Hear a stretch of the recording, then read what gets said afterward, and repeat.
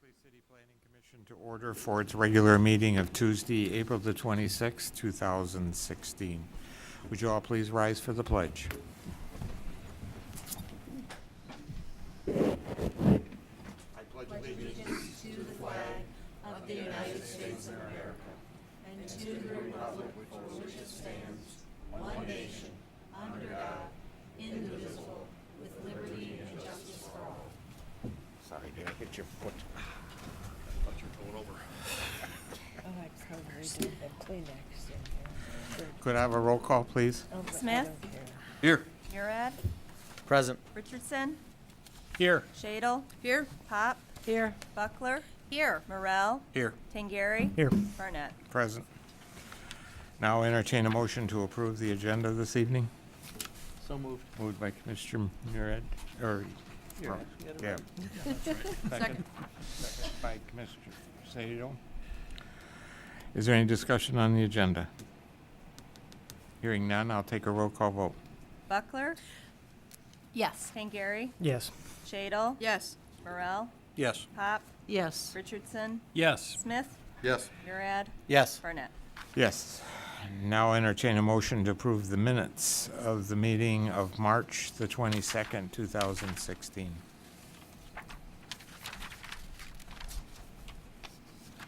So moved. Moved by Commissioner Murad. Is there a second? Second.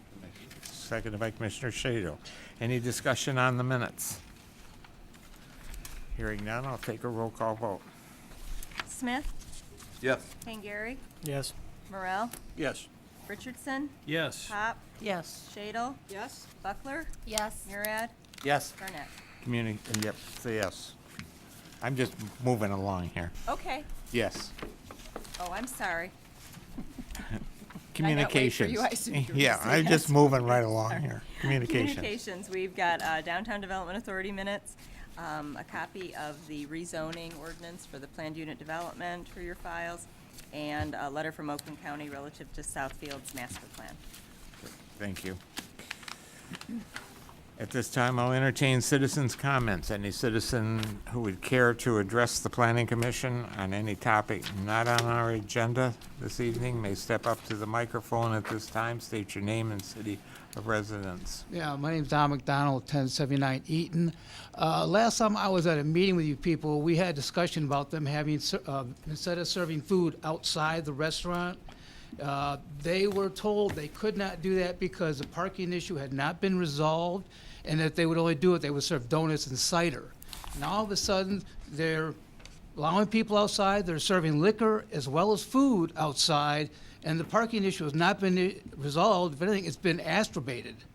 And I think this needs to be addressed. I told them no more outside service because it was never agreed upon by us or by you people last time we talked about it. Okay, we'll defer it to the, our planning officer and let her deal with it. Okay? Huh? We'll forward it to Ms. Vanson and let her, Yep. I don't even, are they even here today, the people for the restaurant? I don't know. I'm not there yet. Any other issues? Okay, I'll close that portion of the meeting. Citizens will have an opportunity to participate in discussions as we move through this evening's program. And with that, I guess we'll start. Item number 1 is presentation and consideration of the city's capital improvements program. We have Mr. Sabuda, Finance Director and Treasurer here. Mr. Sabuda, will Usual April meeting hearing. we go through this every year? Thank you, Mr. Chair. Good evening, Commission members. It's nice to be here. Bear with me for a moment while I get organized. Okay. You have before you this evening our 10th CIP plan. We first started this back in 2007, 2008, and this is our 10th one for 16-17. As you know, this is before you in accordance with state law, Michigan Compiled Law 12539. And the plan that we're presenting to the Planning Commission and to the City Council totals $44.5 million. That is a $10.5 million increase over last year's plan of $34 million. And of course, that $45 million is spread over 7 years, from 2016-17 through 2022-23. I'll walk through the sections of the plan, and I'll give you the highlights. The first section is recreation. We have about 30 projects there over the 7 years. For 16-17, we're going to spend about $168,000. A lot of that is park drainage, ball field material, and also we have 2 new projects that are out there in 2021, 2022, which are lineal parks that they're looking at Coolidge, just north of 12 Mile. So one at the cemetery and then one next to the cemetery, which is pretty interesting, very exciting. So that's in the plan. Next section of the plan is the library. We're looking at spending $52,000 this year. The big project there is LED lighting. The Downtown Development Authority is going to fund LED lighting at the library. We're very excited about this. If we don't do it, we're throwing $20 a day away in lighting fees. So we're very excited about this project. There are 10 in the plan for the library, 10 projects. The next item is the municipal building, and we're looking at $103,500. That is the architectural study.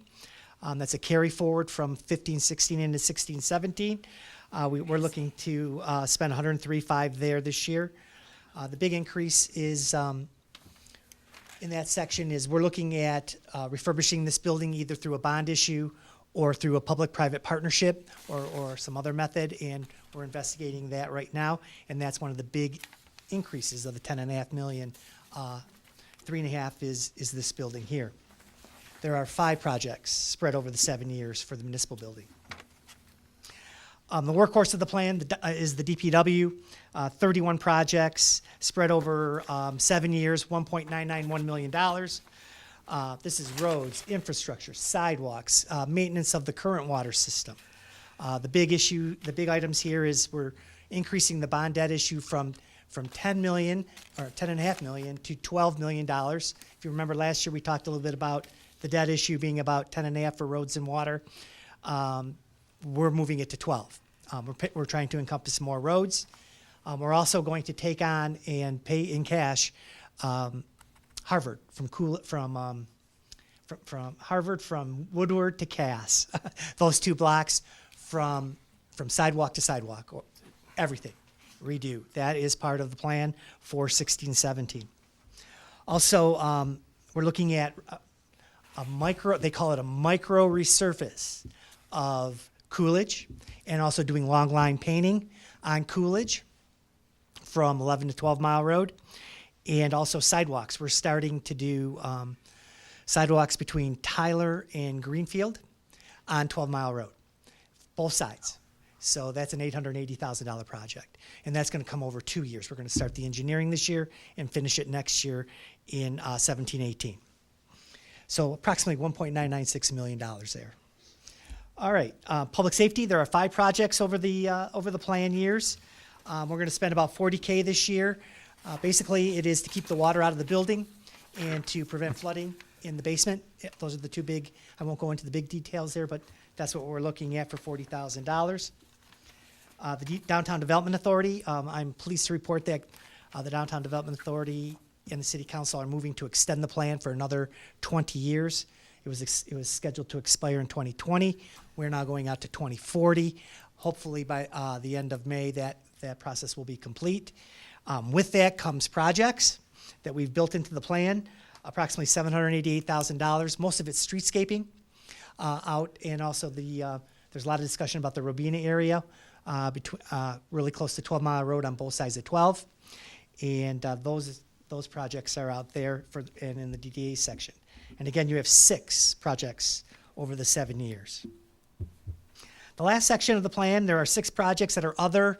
Basically, they're citywide. These are the Amy Vanson projects, I like to call them. You have, we're not going to spend anything this year. However, there is $7.2 $9 million worth of projects there, rounding out the plan, almost $8 million. A lot of it deals with greenfield and streetscaping projects out there. So in total, the plan has 93 projects, $44.5 million. The new items are the bond projects, which would be roads, also the buildings, which would include City Hall and the arena. Bond issue, public-private partnership, we're still trying to figure that out, working through that process.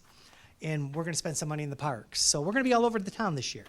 And in total, we're looking at spending $2.419 million in projects in 16-17. Last year, we were at 1.3 million. And when you looked at this plan, if we were to roll back and look at 16-17, we had budgeted 5.2 million, okay? But in that, we had the first year of the bonds, which we're not doing this year. We pushed that back a year, and the roof of the arena. And we're not going to do that because we're looking at the building as a whole. So if you back those two projects away, it was 2.6 million. So we're right there. We're 2.4 to 2.6 million, and those projects are coming through, and the plan is really coming to fruition. With that, I'll be happy to entertain any questions that the board may have. I might add that this is for the budget 2016-17 that begins July 1, That is correct. just for people who are listening. That is correct. Questions for Mr. Sabuda? Mr. Murad? What criteria was determined that Harvard needed reconstruction? The big discussion that went through was the number of water main breaks. Majority of our water main breaks are there. Okay. And there's no curbs, or the curbs are very low. And those two issues coupled together decided that's where we were going to start.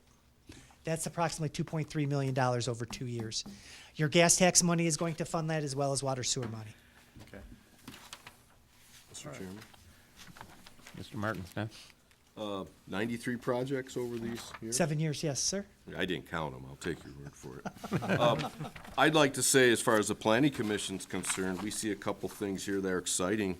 The linear park on Coolidge, Veterans Park, and then the Robina, because those are things that have been in our master plan from 10 years? 2007. 2007 is Yeah, when it was. 9, 10 years ago, so it's good to see those becoming something that really may happen. That's good. We'll have to come up with some more projects. Thank you. Sure. Mr. Richardson? I have a couple questions. One in regards to the ice arena.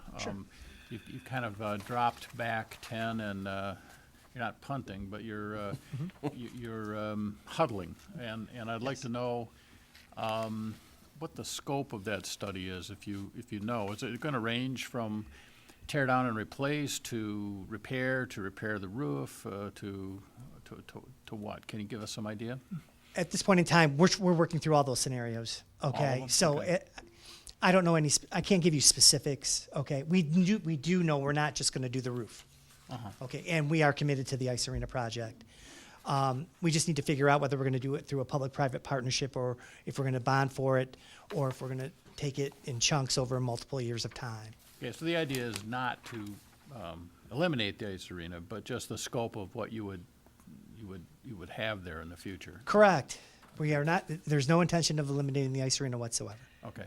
And my other question is, do you have a list of road priorities stacked up behind Harvard? Can you give us some idea about that? Sure. I want to say 2 years ago, we went through a PASER study, a more recent PASER study with Hubbell, Roth, and Clark, the engineers, and the DPW, Mr. Derek Schuler. And those roads are prioritized based upon the PASER study.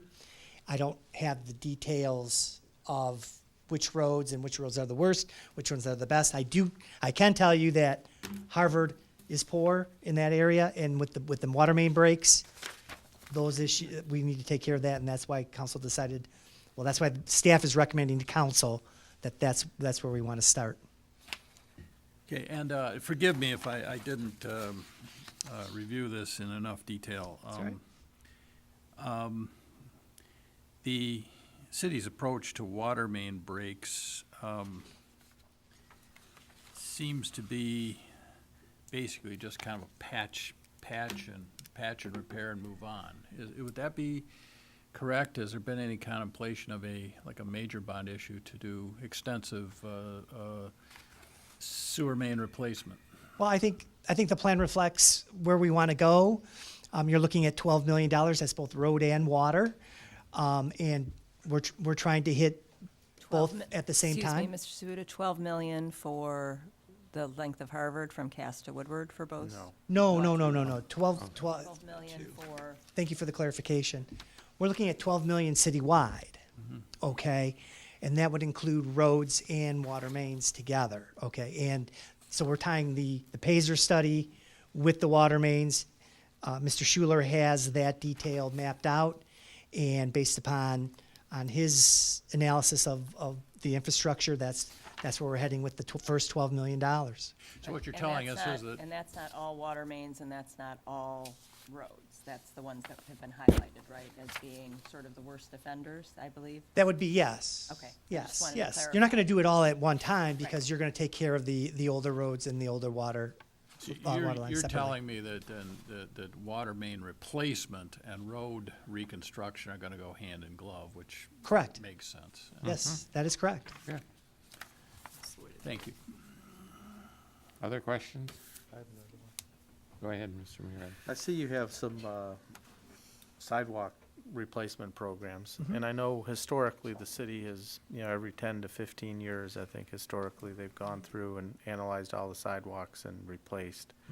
And I think it's been about 15 years since the last one. Do you know when? I'm looking at this to see. Oh, I want to say the late 80s, mid to late 80s is There the was last done- time. no, Well, there was one done in 99, 2000. was the last. Okay, Some okay. stamps side on it, Yeah. too. I can tell you I threw some records away, probably 60, 75 days ago, and there was a lot of special assessment records there Right. from the 80s that I Yeah. threw away. 99 and 2000. Yeah, 99 and 2000 was the last one done, because I know I have some where I live Okay. that are stamped Okay. 99 or 2000, so. We're getting started on that. Okay, That's 'cause- built into the plan. I want to say there's 20,000 set up this fiscal year, and of course, we're looking at designing the 12-mile project from Tyler to Greenfield. So all that's happening Okay. over a 2-year period. Because I know I've been doing a lot of walking, and there are some spots where there are some Certainly. sidewalk that slabs are starting to pop up because of tree roots and such, and those need to be looked at. So, all right, thank you. Any other questions for Mr. Sabuda? Okay. Thank you, I Mr. think Chair. we're- Thank you, Commission. It would be appropriate We to have- make a motion to accept it and We have to recommend make it a to motion council. to, I'll make a motion. motion to Accept the, approve and recommend to council. I guess we recommend it to council. Yep. Motion. Recommend. I'll second that. Seconded by Commissioner Martin Smith. Any discussion on the motion? I'd like to say, very thorough as usual. Yeah. Excellent job. We'll take a roll call vote. Buckler, Yes. Harrell, Yes. Murad, Yes. Pop, Yes. Hengary, Yes. Shadle. Yes. Richardson, Yes. Smith, Yes. Barnett. Yes. Now we'll move on to item number 2. Item number 2 is site plan review, SP 0216, Bark. Told me you're ahead. Say it again. Bishak for Linda Hartfield regarding 3490 12 Mile Road, north side of 12 Mile between Buckingham and Oakshire. Is requesting site plan approval for a facade change.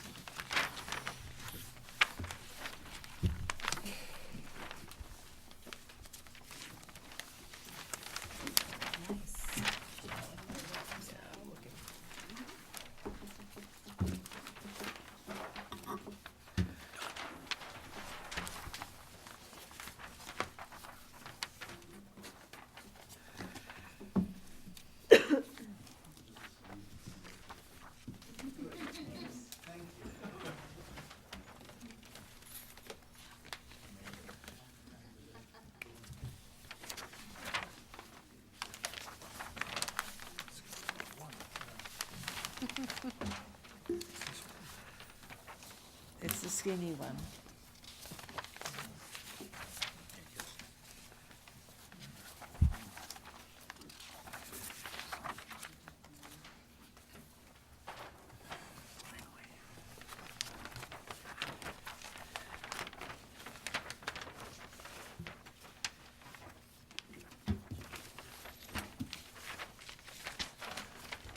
Hello, Hello? my name is Mark Bishak. I'm the architect for the Hartfield Lanes. And what they want to do is put windows in their lounge, the lounge that's located on the first floor of their building in the southwest corner of the structure. In the drawings that you have before you and the drawing here, in the lower right-hand corner is the partial floor plan that shows the walls where they propose on putting the windows in. The wall that runs parallel to the bottom of the drawing is along 12 Mile Road, and then the wall that runs perpendicular to the bottom of the drawing is the wall that is adjacent to what used to be Royal Avenue through there, and their parking lot is to the west of that wall. And to the left of that is a little section showing windows in the wall, the existing wall. And then up at the top of the page, you can see partial elevations of the building, which show what we propose the building to look like.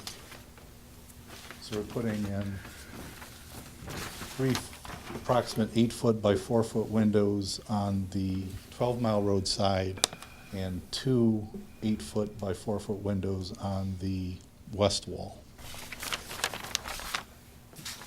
And we're going to tear off the existing finish. There's a block, those are block walls. The existing finish has a kind of a stucco material on it, and it's deteriorating, so we're removing that and replacing with a stone that's probably similar to this. It's a ledge stone. It hopefully will tie in well with the existing brick of the existing building to the east, and just give the building a better appearance. So we're seeking your approval to do that. Questions from the planning commission? Mr. Chair. Mr. Tringary. I just wanted to seek a little bit of clarification on what is inside the lounge next to where the windows are going to be. Just, is that seating areas? Is there Right now, there's something permanent seating, there? There's a dance floor, but that's, I believe, subject to change. I think they're going to add more seating than having a dance floor there. Gotcha. But in general, it's not permanent fixtures against the wall, against the walls that are being changed. It's all tables and chairs. Yeah. Gotcha.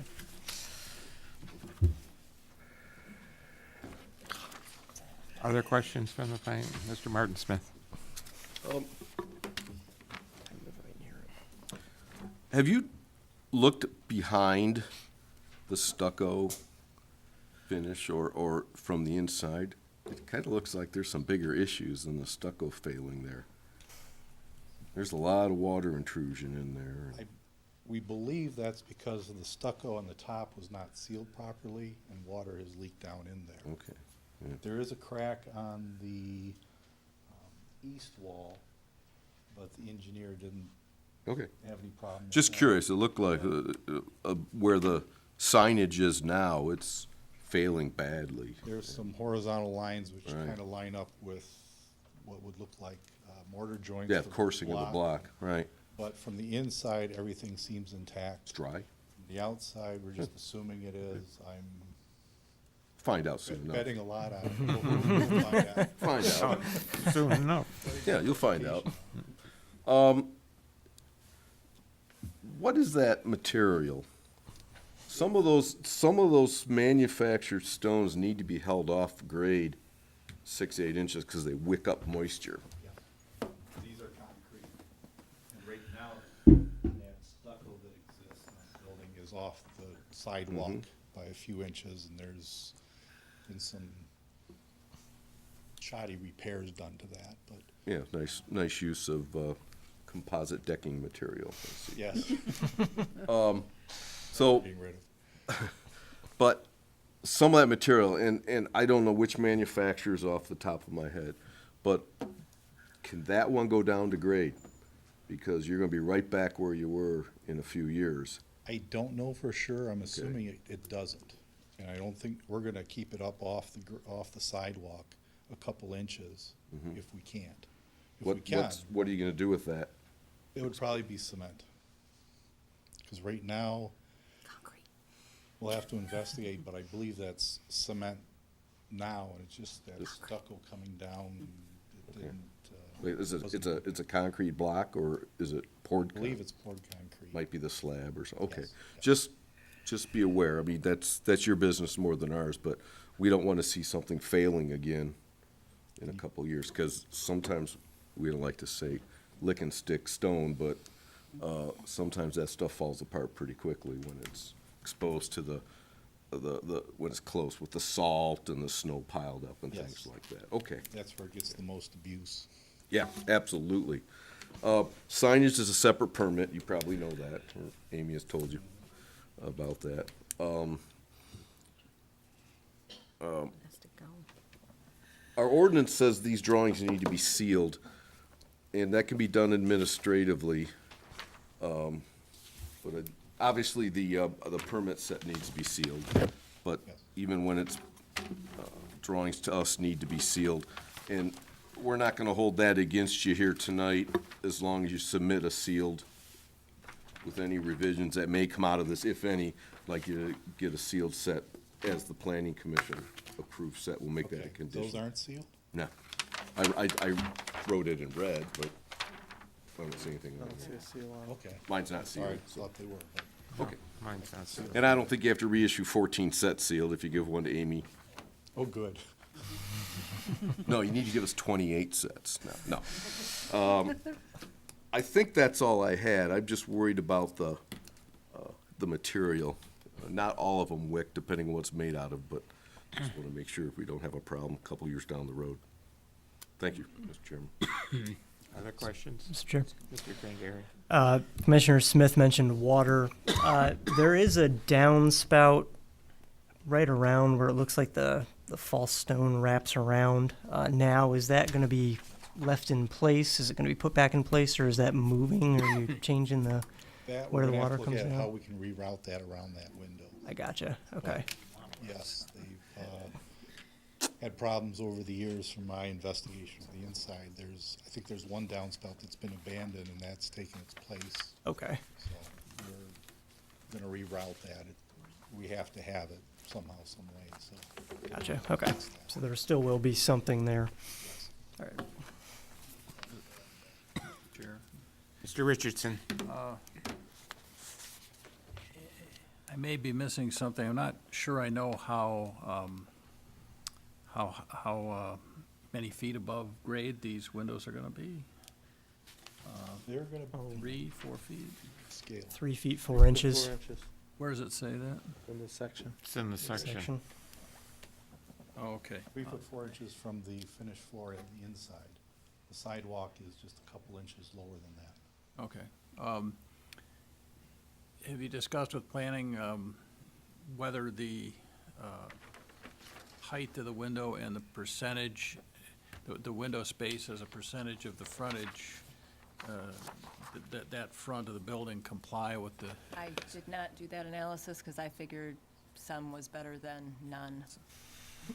But no, I did not calculate it out or Okay. figure They got all the because others. Well, I'm 80%. not saying I think it's a big issue, but I just wanted to know. Do the math very quickly.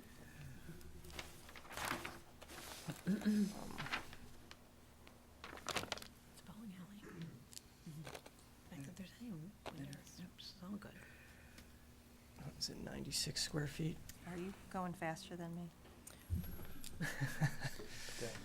It's 96 square feet a window. That's on the Okay. frontage. How big's the facade? That I don't know. Okay, well, I'm gonna do that. All You right. got the ruler. Okay, I do have the scale, yeah. All right, so we've got 10, Mr. Murin? Amy? Yes. There is also the full glass facade. well, I was just gonna do what's Facade to the new. You're right, right. yeah. I mean, I think, Because that is part of the building front, so. But so we've got 36, 37, 38, 38 and a half. Vast improvement. So how big is how much are the windows? 96 square feet. 96 square feet. What do you need calculated, Amy? Hold on, I'm good. I'm good. She's got a calculator that's not part of a phone. 25%. Thank you. Mr. Chairman. Ms. Shadow. Just a question about the new door. That is a entryway directly into the lounge? Yes. And So- that actually recently has come into question. The owner had a conversation, I believe, with the building department, and there's certain requirements that they want that locked most of the time. The owner is thinking, well, if I'm gonna have it locked most of the time, why have it? So that may be eliminated. Because the existing door is Further back. It's further just to the further, north. yeah, Further to the north. Probably about, guessing, 30 feet away. At 25, 30 feet. The length of a shuffleboard game. See, Fair it's enough, highlighted. fair enough. So that door may be removed, From our plans. It doesn't exist now, right? the one that I show on the drawing. Understood, understood. But it may not ever come to be. Other questions? What is the desire of the planning Mr. Chairman? commission? Mr. Morel? I was waiting to go last. Oh, okay, Mr. Morel. Yours. For starters, in many ways, I kind of lament this because we're running out of mid-century modern buildings. And as sad as Hartfield has become over the years, as the mid-century modern look has slowly dissipated, this is sort of the first real. In my heart, I'd rather see stucco go back here. I understand it perfectly, and I certainly won't stand in the way of this material. But I look at this someday, and I think, you know, when Hartfields goes into the National Register for Historic Places, they're going to look at that and say, boy, I wish they hadn't put that veneer on there. It's just too bad for me. I spent many of my formative years at Hartfields. I too have some concern about a cast stone product going down to grade. I quite frankly have never seen a cast stone product that's allowed to go all the way down to grade. You may want to consider even something as simple as a composite Trex board across the bottom, just to get it up out of the salt. Well, I think that's what's there now. That's what's there now. But, I Well, mean. it wasn't a real good application of it. I understand that, but my point is you need something bulletproof down there, because the salt on the street is gonna, ultimately, would you rather have, you know, the blocks just falling off, and you're gonna see the the concrete below it? Maybe you just paint the CMU for the first 6 inches, I don't know, but, or bring in somebody to make it look like stone, and, you know, like paint fake stone on there and then start it. But I do see that as a serious issue. Okay. I also, the coping up at the top, you know, we've talked about the water, and if you don't solve the water problem that caused that stucco issue, it's just the same thing's gonna happen here.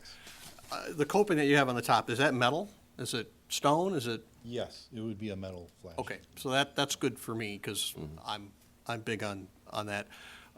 Again, believing that over time, yeah, those cracks widened and freeze thawed out, sure, but if there's any kind of a problem on the backside of that parapet, you're gonna have to fix that before this goes on. Again, not entirely our issue, but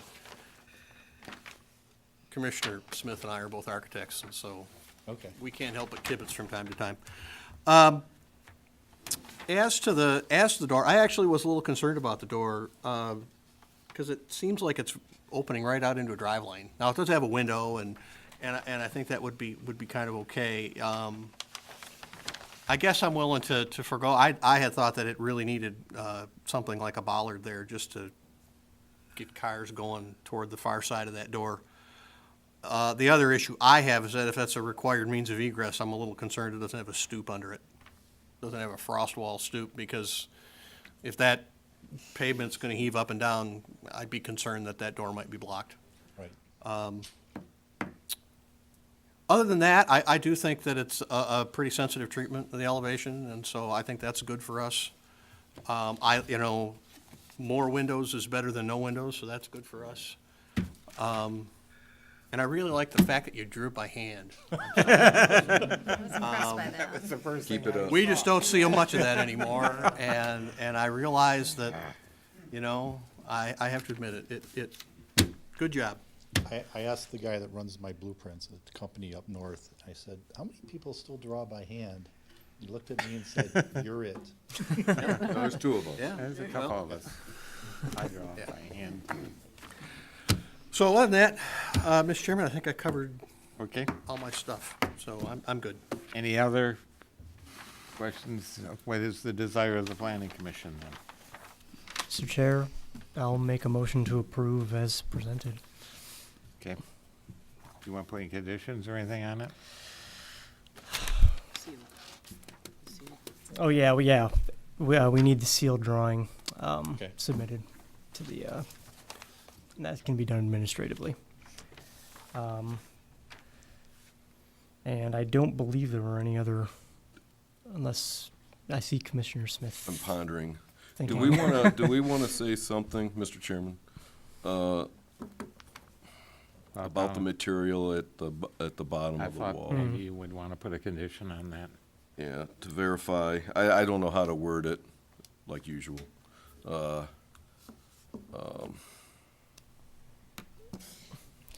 We could make sure it follows manufacturers. Yeah, how do we, I think he needs to provide some assurance to the city that this material is allowed to go all the way down the sidewalk. if that is in fact the ultimate plan. Well, if that is, well, I mean, I hate to say this, but this is a That's what site we plan have. review, so it is the ultimate plan. That is what we have, yes. So, yeah. Mr. Chairman, Mr. Morrow? I think our motion needs to acknowledge the fact that the door itself is not an integral part of the overall Okay. facade Door, yeah. change, and that if he chooses to leave it out, he's not violating the That's not- terms of okay. our approval. Right. Yeah, I would accept that as Quite part of the honestly, motion, Mr. definitely. Chairman, I parked there this evening on the way, and it seemed like there were parking spaces striped along the building. I could be wrong. They weren't very I'm going by memory. obvious, I think but, there's some Yeah, I space don't- there. yeah, it may not have been, but. I think it's more of a vehicle guidance line where it's supposed to be keeping you away from the building. It's not a required egress No. at this time. Okay. So, okay. Well, let's go back to the base. Do you want to say something about? Well, I think Mr. Morel, the intent right now shows it to grade. Yeah, The intent of the material is it won't last. yeah. That's what we're concerned is. That is a concern. There's a It is. lot of ways to detail that. Maybe provide a detail or a specification with of what the material is, with some backup data, that it can go to grade, or a detail showing how it's gonna be held up to staff. Right. Okay. If she have any questions, she knows how to contact Yep. us. You got all that, Amy? Yeah, again, as Eric said, we'd like some assurance that's gonna be dealt with properly. Is that acceptable to the applicant? Yes. Okay. Is this the kind that goes on, like has a spacer behind it? This material just goes, it's mortared in? Probably Like brick? there'll be some I- type of expanded metal lath Yeah, Yeah, Oh, it's okay, gonna go yeah. on, on there. It's me- like, metal left be mechanically fastened to the Okay. CMU. the and base then the- course, Basically. and then you mortar it on. Okay, it's mortared in. you Okay. just lick the back. No, I was, some of them are kind of like they're pre on a thing and they have a spacing behind them and they go and. There are click the systems like that panels. also. Can you tell me again how you want that to read? That was like Provide a- specification or detail that material can be placed at grade? Installed Yeah, grade. yeah, test data, specification, et cetera, that material can be applied to grade, or a detail as to how it is gonna be applied, At grade. 4, 6, 8 inches above grade. If there's a relieving angle or a starter strip or what, just a detail what that is at grade, Okay. at the bottom of the wall. Got it. Thank you. If you have any questions, you know what, Okay. I know what you mean. you know. Okay, you ready? Yes. Oh, I need a support. I Support. don't- Okay, thank you. Ready? Go. Pop, Yes. Murad, Yes. Jadel, Yes. Buckler, Yes. Smith, Yes. Pingary, Yes. Richardson, Yes. Morel, Yes. Barnett. Yes. Okay, you're good to go. Good, thank you. Thank you very much. Thanks. Thank you.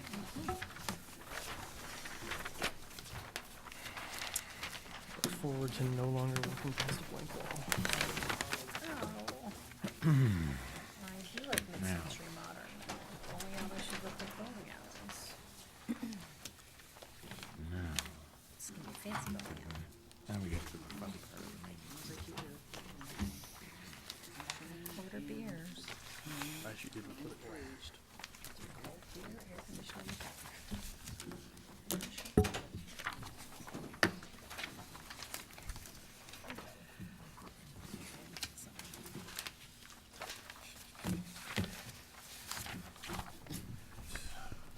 You want your sample? Okay.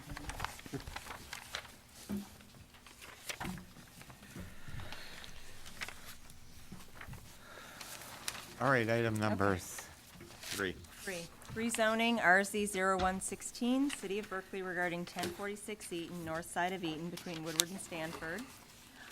Parcel identification number 2517428-014, lot 335 of the Larkmore Boulevard subdivision. It's requesting a rezoning from single-family residential district R1D to parking district.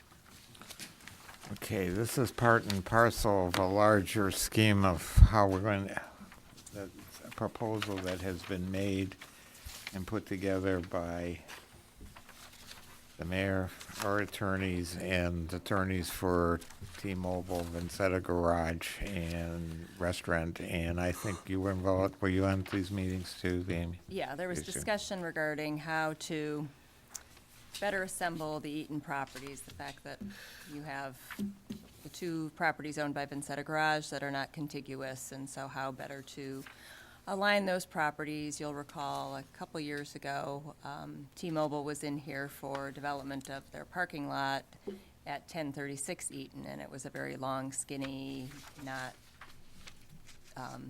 very usable parcel, and the Planning Commission was not in favor of having commercial traffic on Eaton, or at least having a driveway on Eaton that was going to be from a parking lot.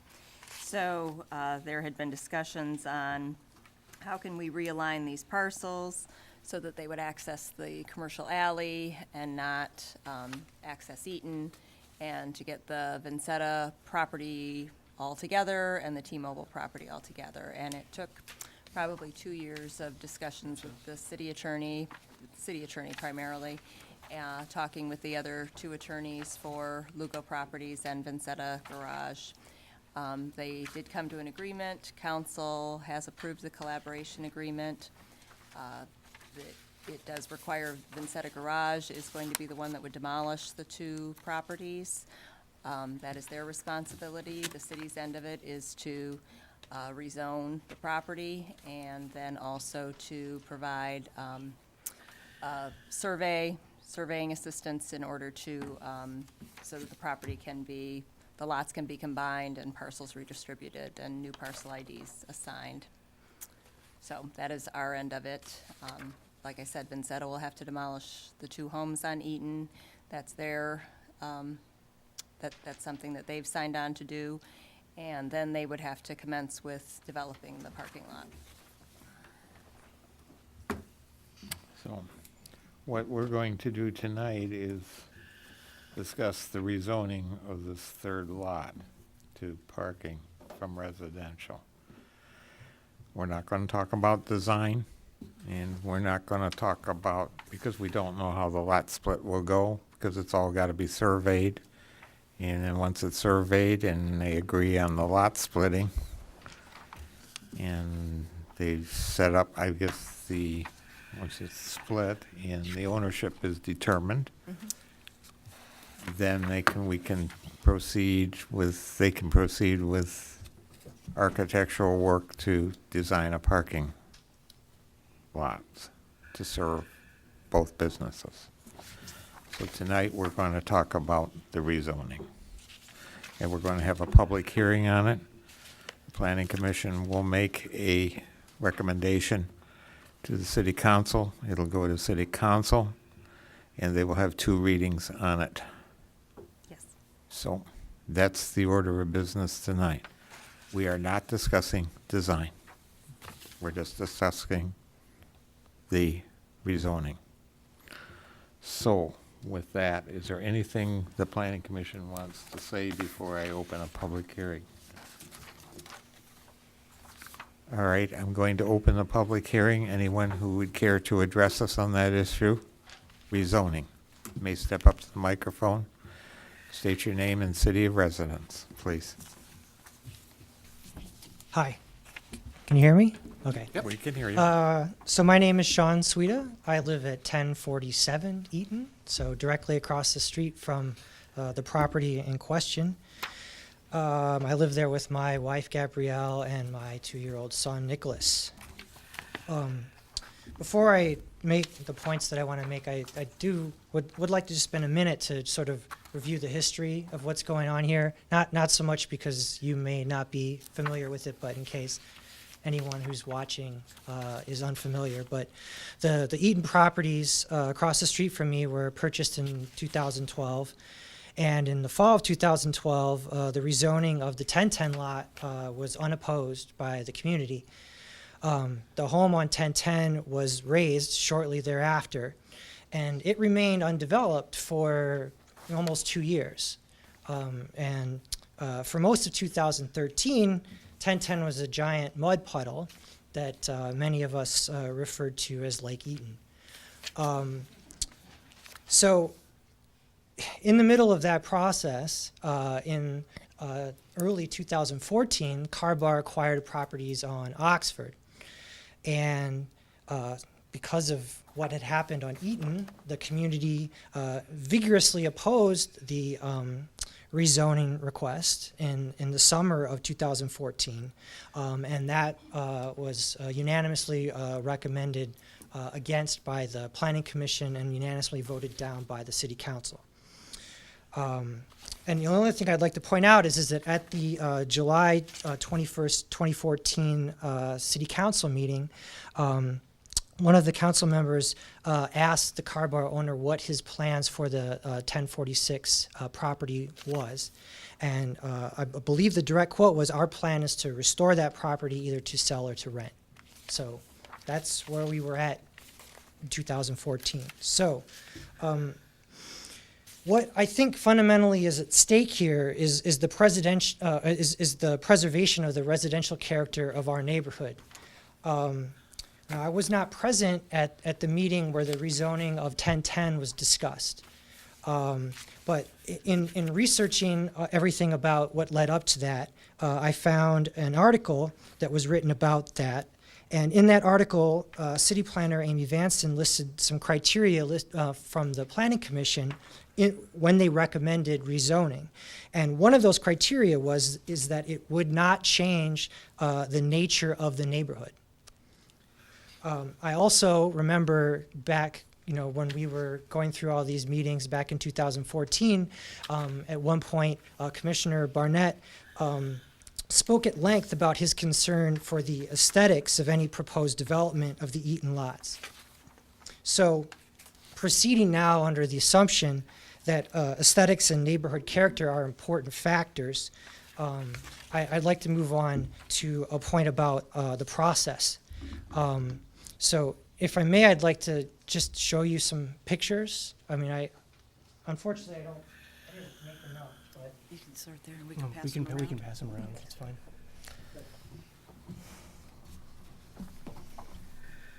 So those photos, there's one with a yellow sticker marked A, that's the 1010 lot. There's another one with a red sticker marked B, and that's a view of the 1036 and 1046 lots. So some important features to note in photo A. The lot barrier runs right up to the sidewalk, and the barrier's low.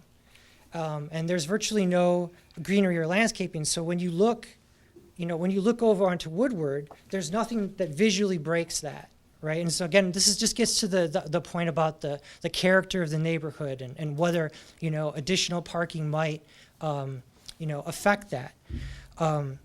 So if you do a thought exercise and you project over, in picture B, similar parking, right? And if you look in photo B on the very edge there, I left in part of the 1010 lot so you can kind of see the barrier, right? Just think for a moment about what you'd be presented with at that point, right? Because directly behind those lots is the parking lot for the bank.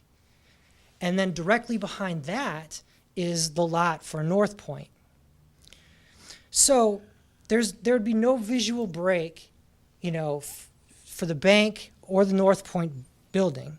Effectively, nothing but parking lot for 2 entire city blocks from the north side of Eaton all the way up to Catalpa. So in other words, residents on the south side of Eaton could look out from their front porch or the window and literally see nothing but concrete or parked cars for 2 entire city blocks.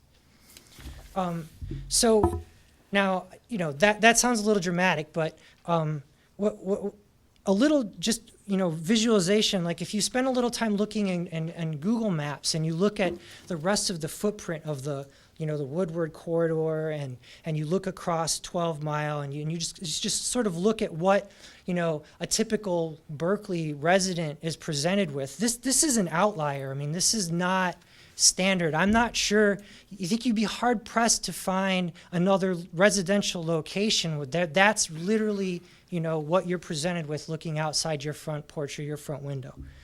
So I fundamentally what I'm asking here is that does anyone here really believe that more parking like 1010 would not fundamentally alter the nature of the neighborhood?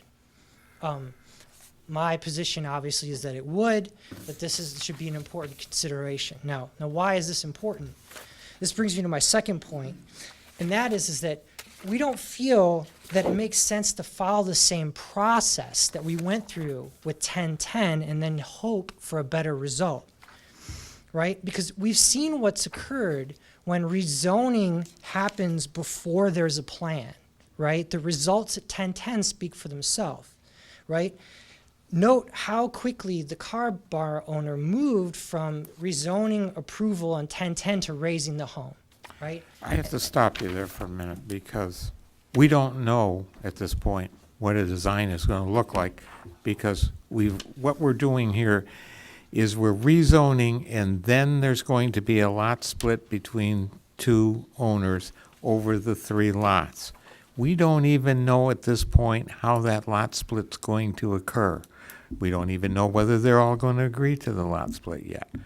All that's got to be determined when we get out, and once we get through this stage, which is the rezoning, if we go forward with the rezoning and move forward with it, then we can get it surveyed. Then they can look at it from the standpoint of how the lot split's going to occur and who's going to have what piece of the thing. And we can't get to that. We've got to get to that point. And Well, could you allow me to finish making the point, though, is that we followed this process the previous time, I right? understand, but the process was slightly different at that point. It's not the same as what we're doing right now. But if you let me finish my point, I think you'll see how I tie this all together. Okay, so the issue here is that there was a very long period of time between the rezoning, which happened, and then the home being raised, which happened quickly, and then actual development of the lot. And so that entire time frame, there was basically nothing there, right? And if you look at how the 1010 lot exists now and how it's used, but by used, what I specifically mean here is that lot's not available for customer self-parking. In other words, there's a big red no parking sign there. A customer who's going to the restaurant cannot just drive in there and park. So it did nothing to alleviate any concern about parking on the street, right? So what I'm trying to say is that this agreement, right? There are no requirements for this within this agreement for any site plan to have any characteristics that would attempt to try to preserve the character of the neighborhood. If preserving the character of the neighborhood is important, those requirements should be known ahead of time. And the reason why I say that is because what is the risk we take if we rezone first, right? Well, the risk we take is that the homes will be raised, there'll be nothing there, and then the property owners may not be willing to implement any of the requirements that you may have set forward in order to meet this criteria. So give me an example. Let's say one of those requirements is that the lot would have to be pushed back so that there would be trees and other things in front of it. That would eliminate parking spaces. Without those spaces, the property owners may not even wish to proceed. But if they've already torn down the homes, the damage is done. So all I'm asking is that we simply change the process slightly and basically either vote to table or not to recommend and pass back a series of requirements and say, these are what the requirements would be for any non-residential development on these properties, and then find out whether or not if the property owners still want to move forward. Because my concern is that we'll rezone, they'll move quickly to tear down the homes, and then everything will be tied up into discussion about whether we'll do this or whether we'll do that. And instead of having at least homes there breaking up that space, there'll just be more empty mud puddles. So that's really what I'm trying to get at, is just asking you to consider how the process could work to the detriment of the community. So, and the only other thing I want to add is that there should not be any sort of unnecessary sense of urgency by emphasizing the linkage between the rezoning here and the agreement between the property owners and the city. There's nothing special or remarkable about the problem that we're dealing with right now, right?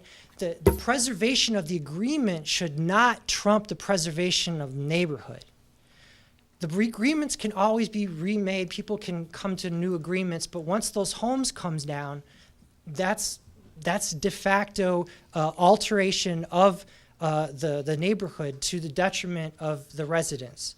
So that's really all I'm asking you is to consider how the process here and what we've experienced in the past with these people and other properties, what we can learn from that and how we can have a better process. So with that, I want to thank you for your time and your service to the community. Thank you for your observations.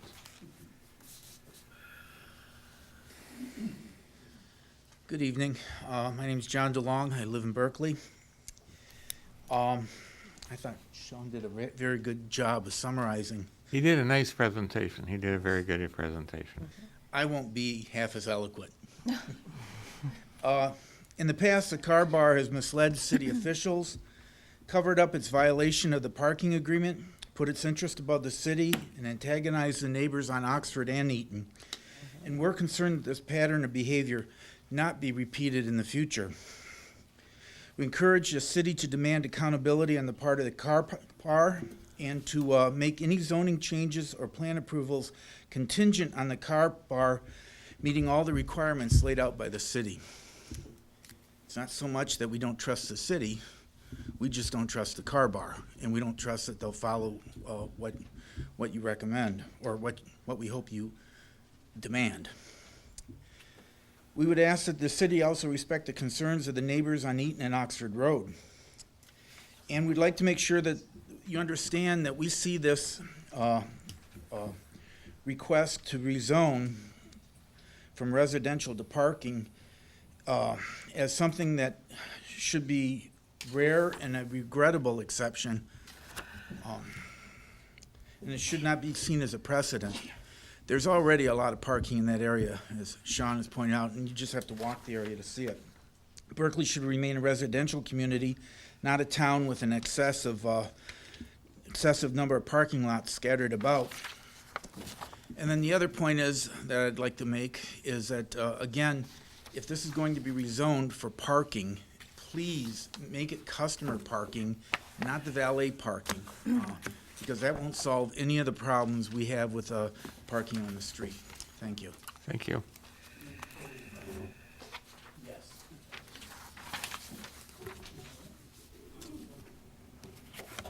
Hi, my name is Patricia DeLong. I also live at 959 Oxford, on the Oxford corridor where they're going to plan parking. And my main concern is that there's a lot of people that don't use the valet parking because they won't valet park. They do the street parking. And if the lots on Eaton don't get designated not employee, not valet, and just for customer parking, that it will become they just won't be helping us at all with the parking on the street because the customers still won't valet and they'll be parking out on the street instead of in the lot where they should be. And the other thing is with the precedent of expanding 3 houses in, that usually 2 is been given for parking for businesses, but now with the third lot coming into play, we were just hoping that that gets, we don't want it to be a precedent that other businesses think they can move into the neighborhoods further than the 2 which have been used before. Thank you. Thank you.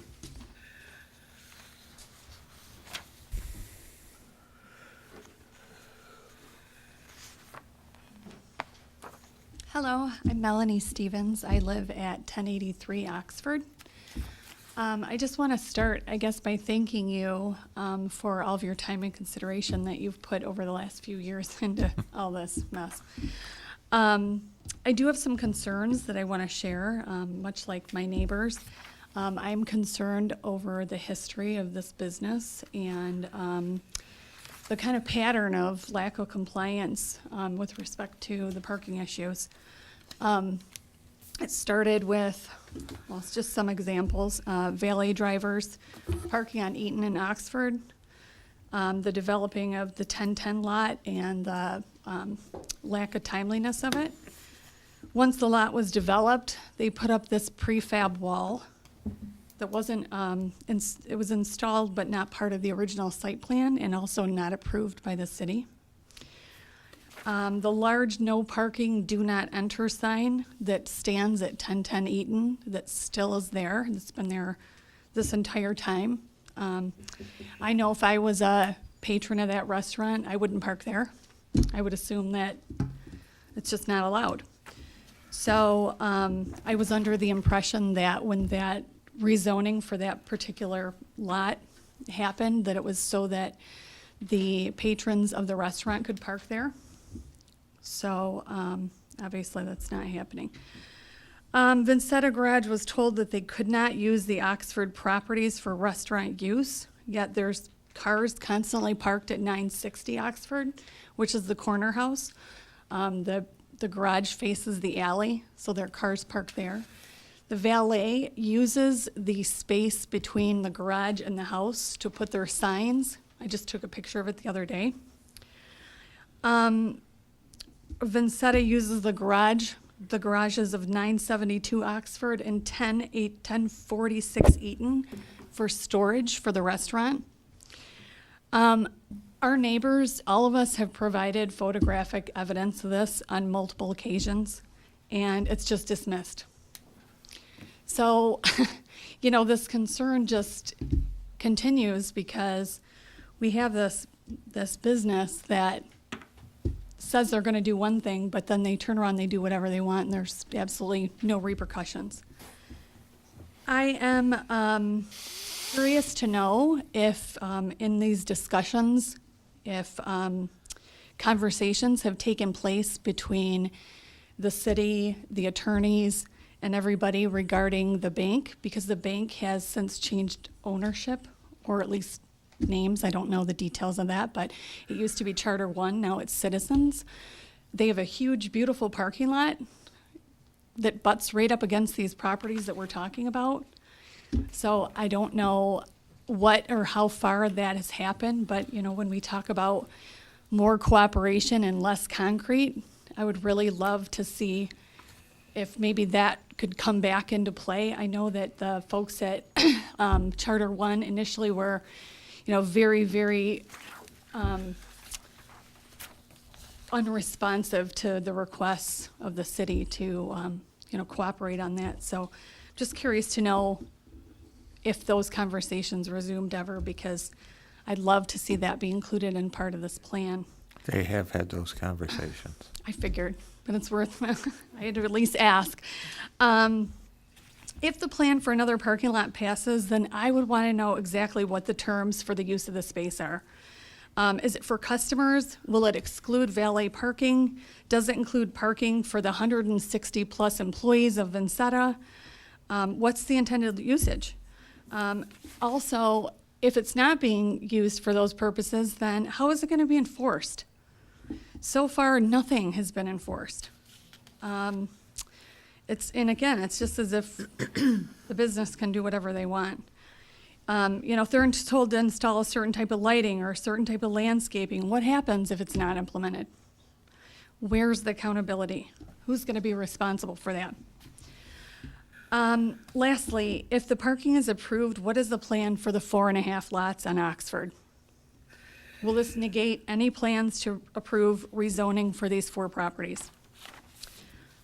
I'm just asking that you give consideration to all the above-mentioned items and just really appreciate your time. Thank you. Thanks.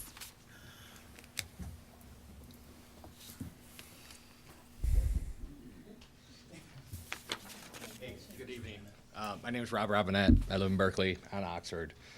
I had a whole thing written up, but I'm not going to waste your time because points have already been made a couple times. But the one thing I want to say, I spent a lot of time on my bike this nice weekend. Drove around up and down Woodward, Coolidge, 12 Mile, looking at the parking lots and examples. And what I've noticed is most businesses that have their own parking, right? The parking's usually behind them, right? They're facing the street. The parking that faces the cross streets is usually across the street from another parking lot, right? You look all up and down Coolidge, right? There was 2 examples I found where the parking actually penetrated into the neighborhoods. One was North Point with their 200+ lots. They face on the side street of West. They go over like 2 houses. Big wall. On my bike, riding that sidewalk, I couldn't see those first 2 rows of parking, right? Other one was Flagstar. You know, that Flagstar Bank, they put up all the trees, that's 1 house in, right? We're asking for 3 houses. They're asking for 3 houses now. 1010 lot, I know I'm not talking about parents of the new lot. That 1010 lot is garbage, right? I have pictures, we all have pictures. My truck, when I park in there, even though it says no parking to look, my headlights are over that wall, shining right into their living room, right? 3 houses is too much. I think 2 houses is too much, especially when right next door you have a parking lot that already penetrates 3 houses in at North Point. You know, and that's all I got to say. Thank you. Thank you.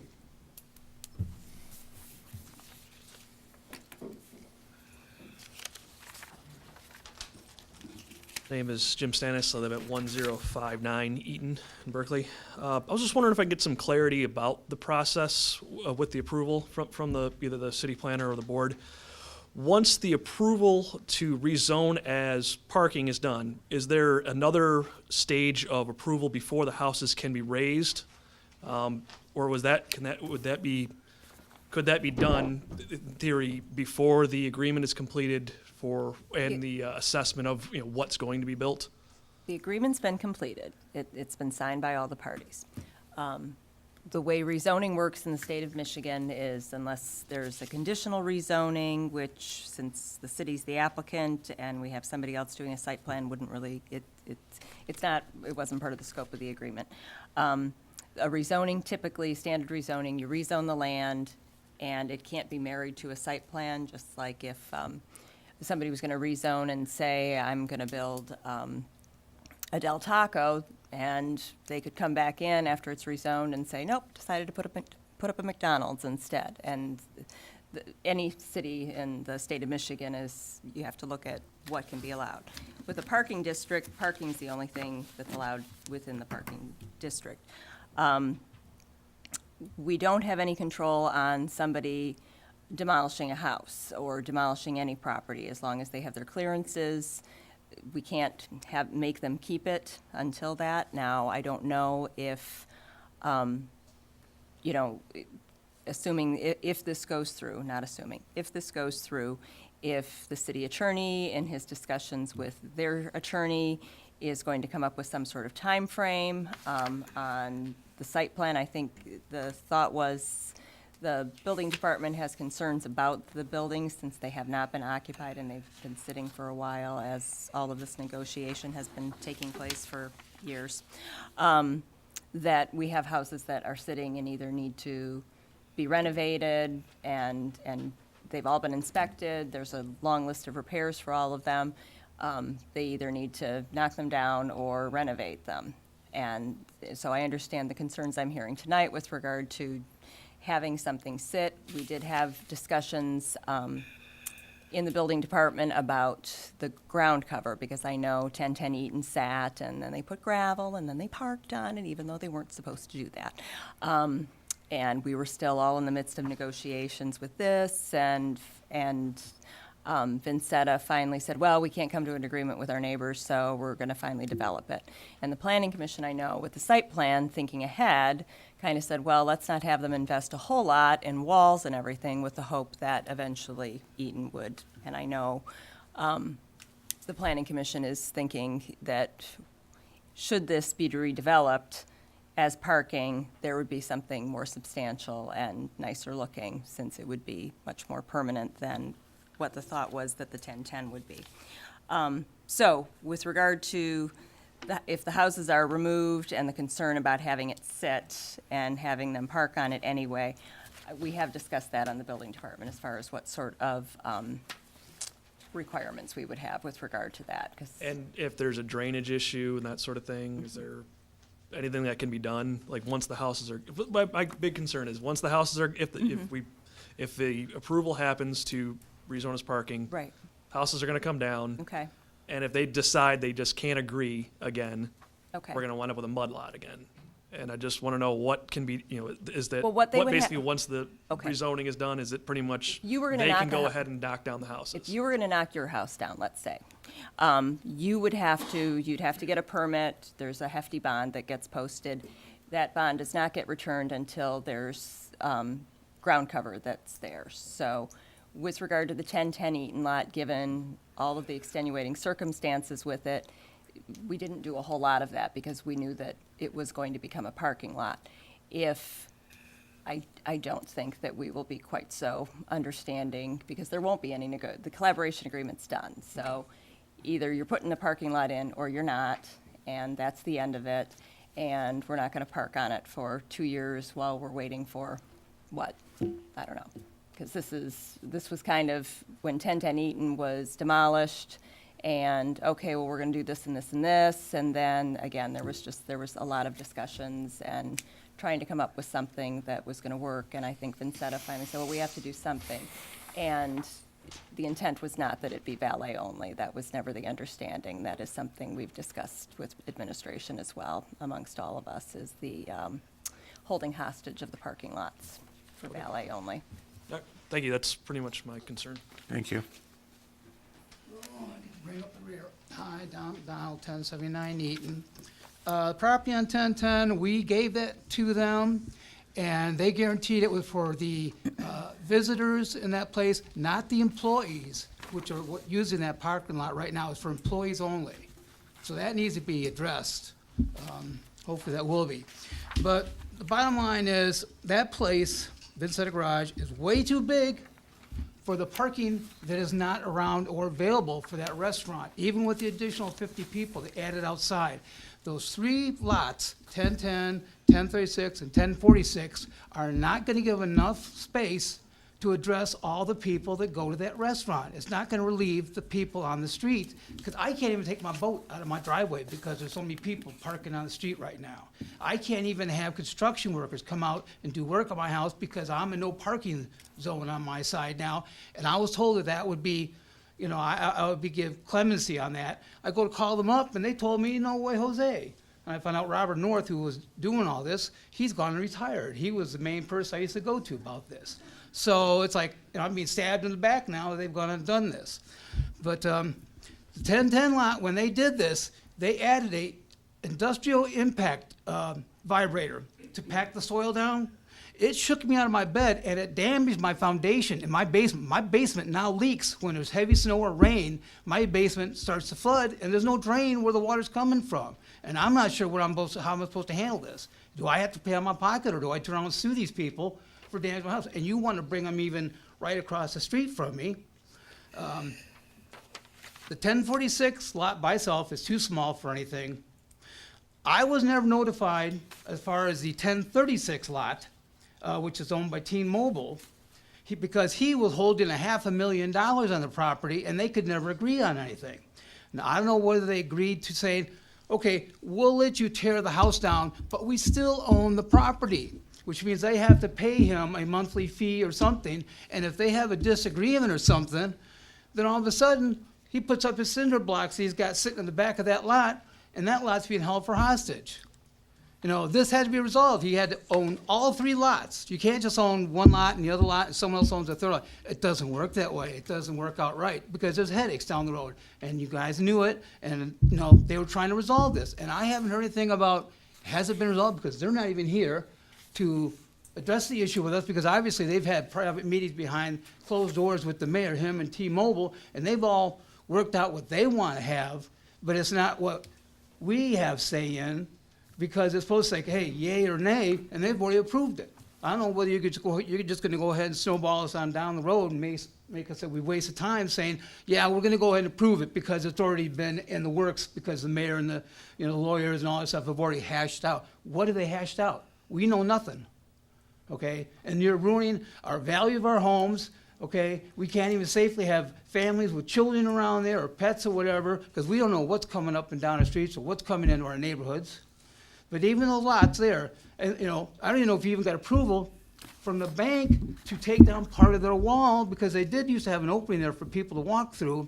And, you know, unless you've got concrete proof saying, yeah, the bank will let you take down lots so cars can drive out through the bank or something there, that issue hasn't been addressed yet either.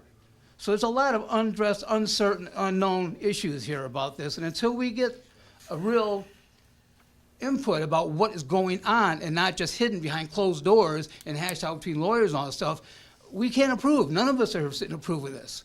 And if you're going to listen and accept us because we pay our taxes, we live here, it's our neighborhood, you know, we do our home improvements and everything, we would hope that I moved in Berkeley because it's a nice, quiet, residential neighborhood. It's not like, you know, Royal Oak or, you know, Ferndale or whatever, where they have the big commercial lots, which you love to get, you know, have to get bigger taxes, but that's not the type of neighborhood I wanted to move in, or did any of these people want to move into, you know?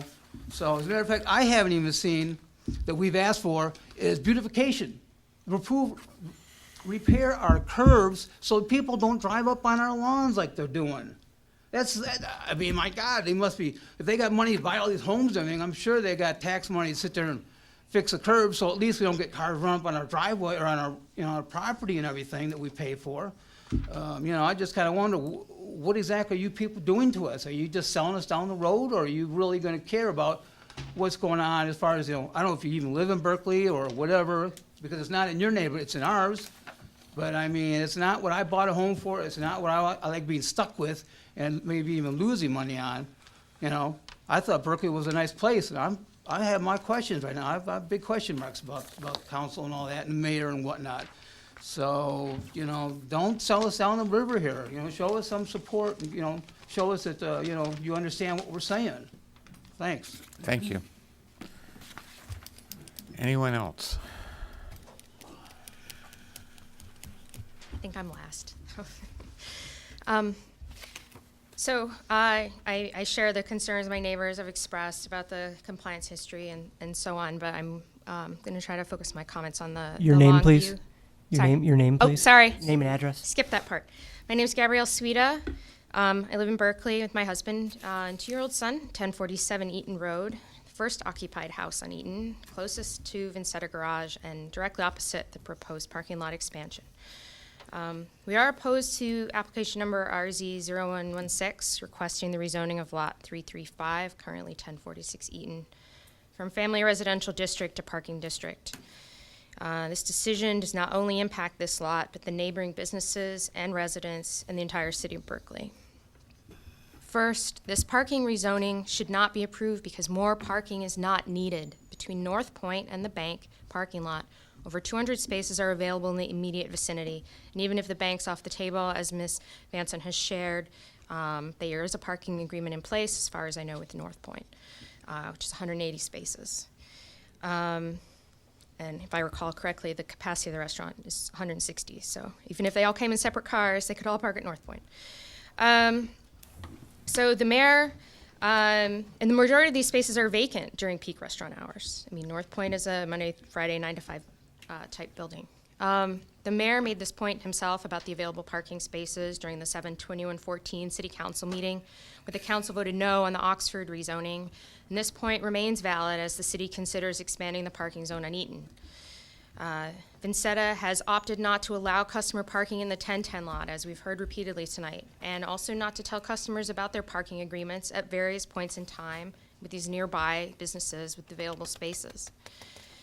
Many spaces in the 1010 lot are unoccupied during peak restaurant hours, since Vincetta keeps their no parking, do not enter signs up on this lot 100% of the time since it was developed.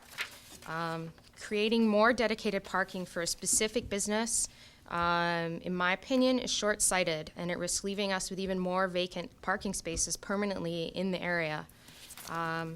There is also no reason to believe that the small parking lot that could be built on these combined lots would do anything to address the street parking in the first blocks of Eaton and Oxford, which I understand is the motivation in the first place.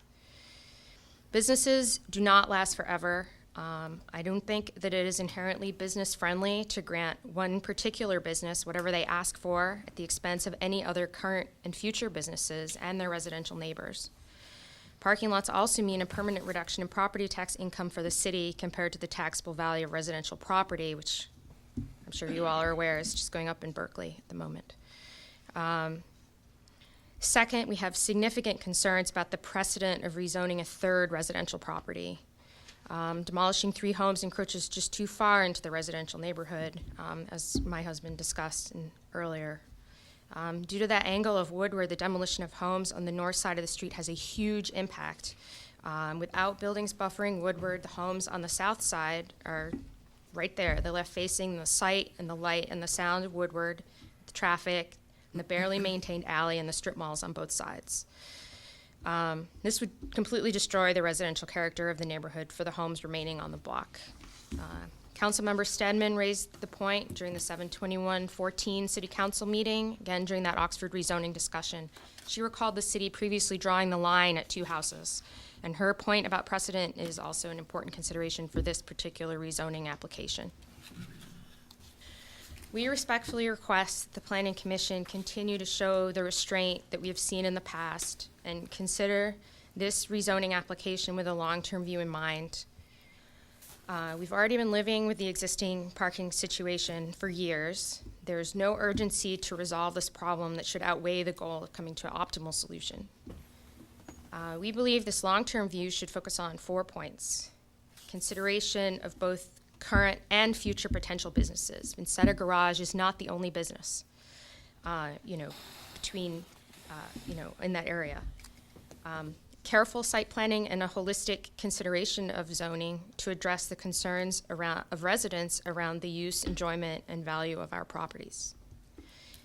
Creating a business-friendly environment for all the businesses and commercial property owners along Woodward between Catalpa and Oxford, and setting a reasonable precedent for balancing residential and commercial interests for other potential development along Woodward and Berkeley. And again, I'm very concerned about that 3-house precedent that we potentially set here.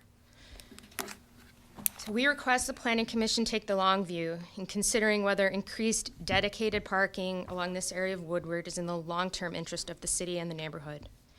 We believe that rezoning a third property and allowing that home to be demolished would destroy the residential character of the neighborhood, along with being an ongoing property tax revenue loss for the city. We request that for RZ 01116, the Planning Commission recommend a no vote. Thank you. Thank you.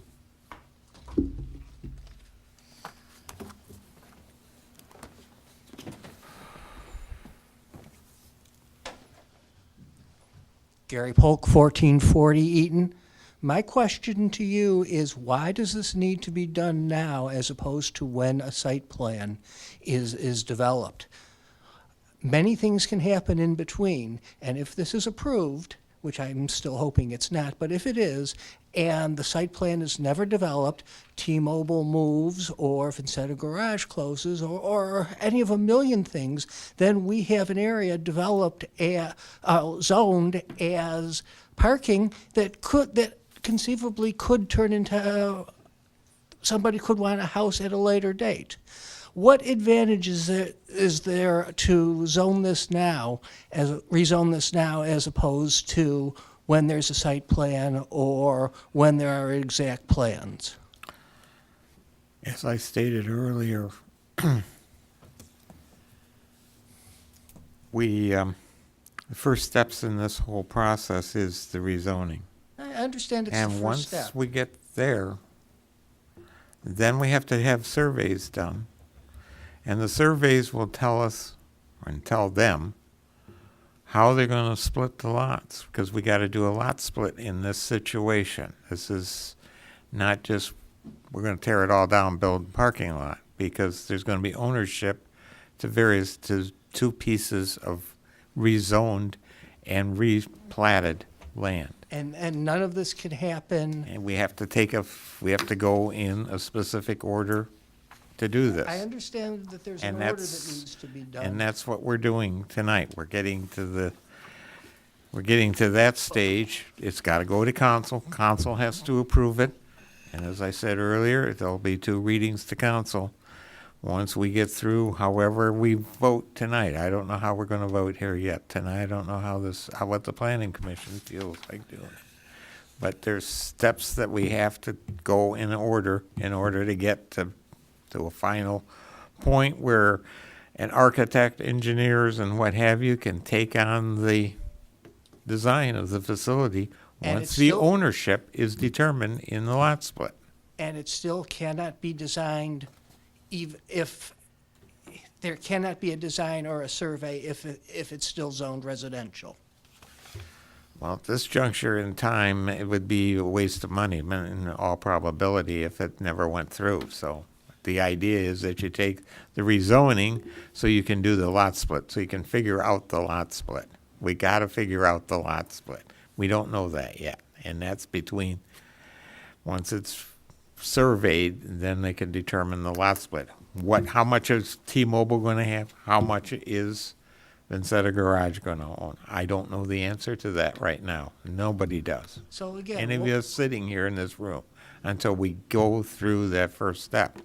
but again, what happens if it doesn't go through? Then we don't have a chance to develop, for a builder to develop these.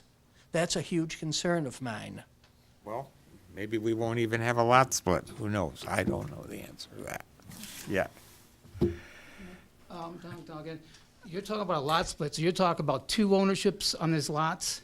Yes. See, that was our holdup before, is that we told them, we don't want 2 ownerships. It's gotta be owned by one person, so there's no headaches down the road. It could be developed as one person and in one development and everything else, instead of fighting over who owns what and who's gonna pay what and, and hold something for hostage. Within the lot splits, there will be separate ownership of pieces of the land and the way that it will be able to be developed by each individual Yeah, group. they, It will, this garage said, yeah, we'll tear the house down, but the guy's still gonna own the property, which means down the road, there could be a headache where he doesn't wanna give up the property, he's charging a high price instead of just selling it outright no, and be no, done with no, it. That's what we no, wanted. no. So, We have to take it in a specific order. So you headache you down the road, we know it, and I think you should too. I don't know the answer to all of it either. I wish I did, but I don't. That's why I'm kinda surprised they didn't show up here. So, I guess we're through. I'll close the public hearing. All right, what is the desire of the planning commission at this stage of the game?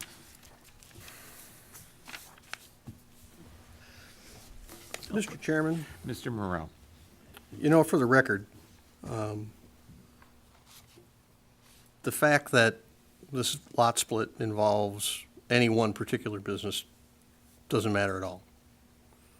The whole question is should this land be zoned parking? That's, And my question is that, I guess I really have 2 parts. The first part is, based on what I heard tonight, is that everybody here likes everything the way it is.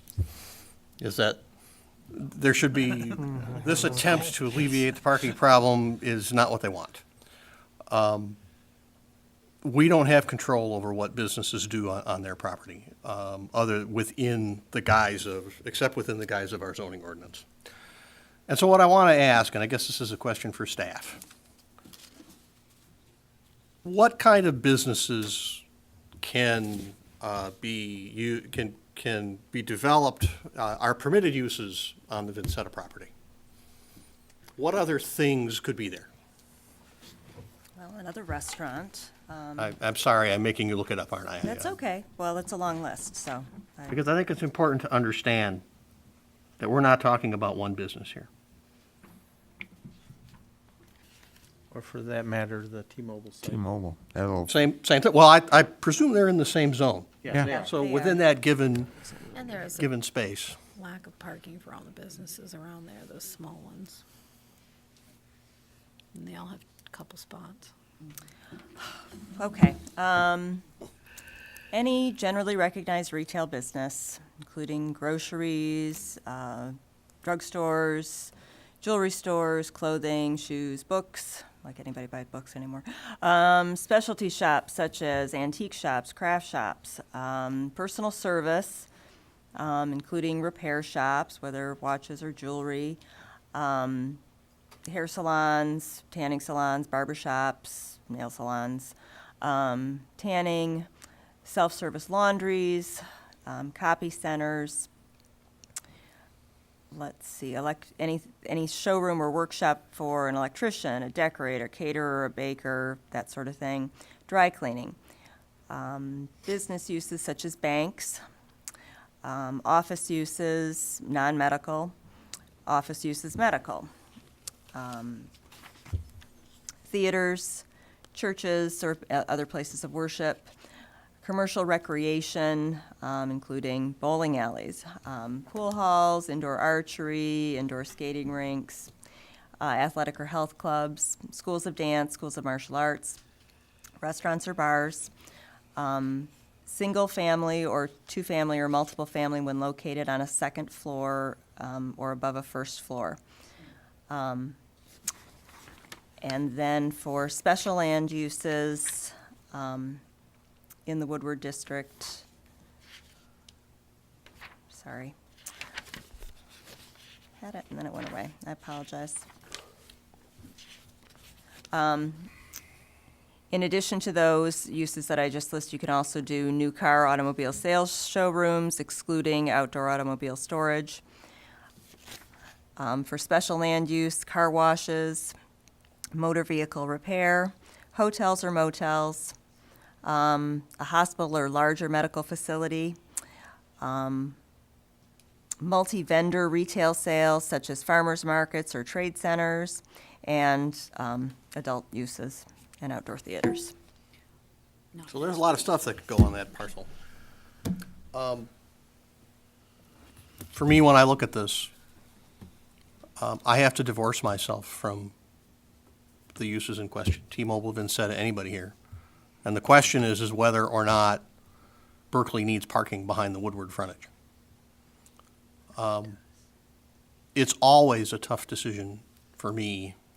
And it's been interesting to watch the pattern of development as this body talks about parking behind businesses and how many times we approve it and how many times we deny it, whether or not it's a good idea.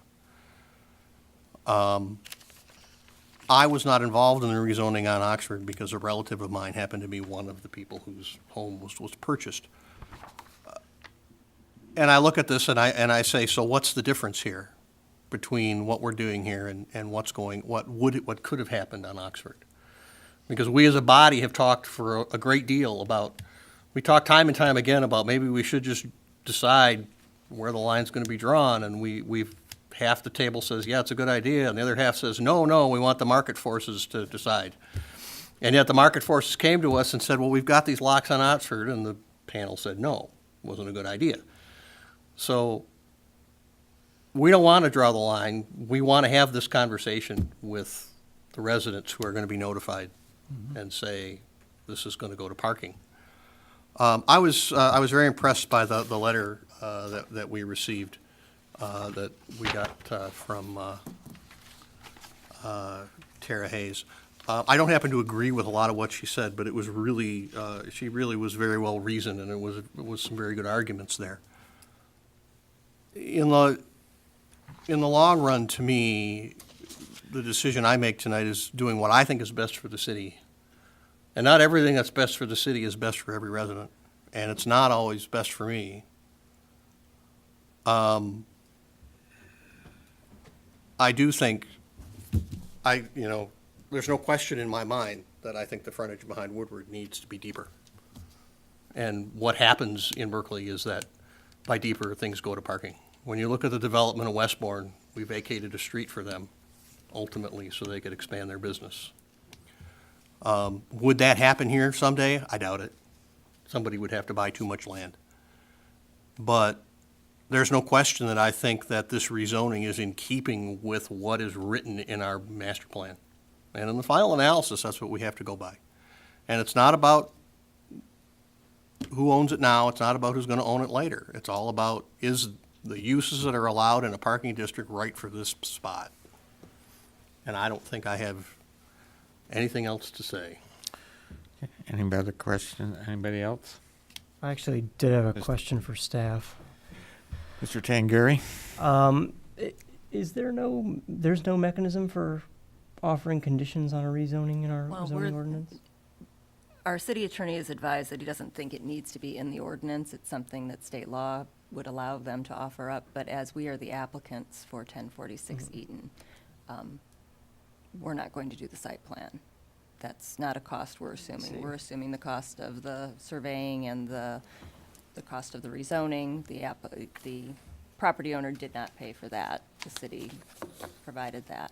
So the fact that the municipality is the petitioner in this case is Right. what precludes offering of conditions on the rezoning? Right, because if, We can't. yeah. I'd like to, but we can't. So would I. We can't. It was my, I have a question for Amy. Amy? you're right. The direct order of this, so we do the rezoning, then what happens next? Is that when they survey the land and divide it? I've already contacted the city's surveyor or the city's engineer, HRC, and asked them to move forward with surveying it. Because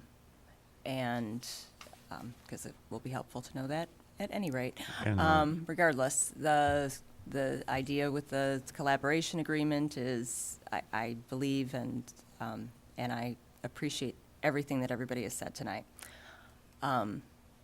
I think that the Vincetta Garage is waiting to see if this moves forward before they would move forward with having a design developed. And I don't blame them. If it was my money, I wouldn't be putting that foot forward without this step first happening. There's so many things that are unusual about what's Right. happened over the last 3 years of this. I can't even, yeah. Okay. But that is, So- that's so that's what they would be waiting for. And that's so- not to hold anybody hostage with a decision in any way. So the survey will be done, and then they'll do a site plan and then do demolition? Or will demolition happen? I don't think the order has been stipulated on Okay. when to, Do what? again, from the building department standpoint, we were concerned, I appreciate the neighbors being concerned about a barrier. I was more concerned about vacant houses. Yeah. So, Well, I'm and- concerned about that, and I'm also concerned about having houses torn down and then it sit for I a appreciate, long yes, time. it's, yep. That's my concern. I- The other, I the get all other, of that. actually, the other person I have a question for is Commissioner Richardson, since he is an attorney, and I've seen you there perusing the document. I'd like to know what you have to say. Well, thank you, with the chair's permission. Go ahead, Mr. Richardson.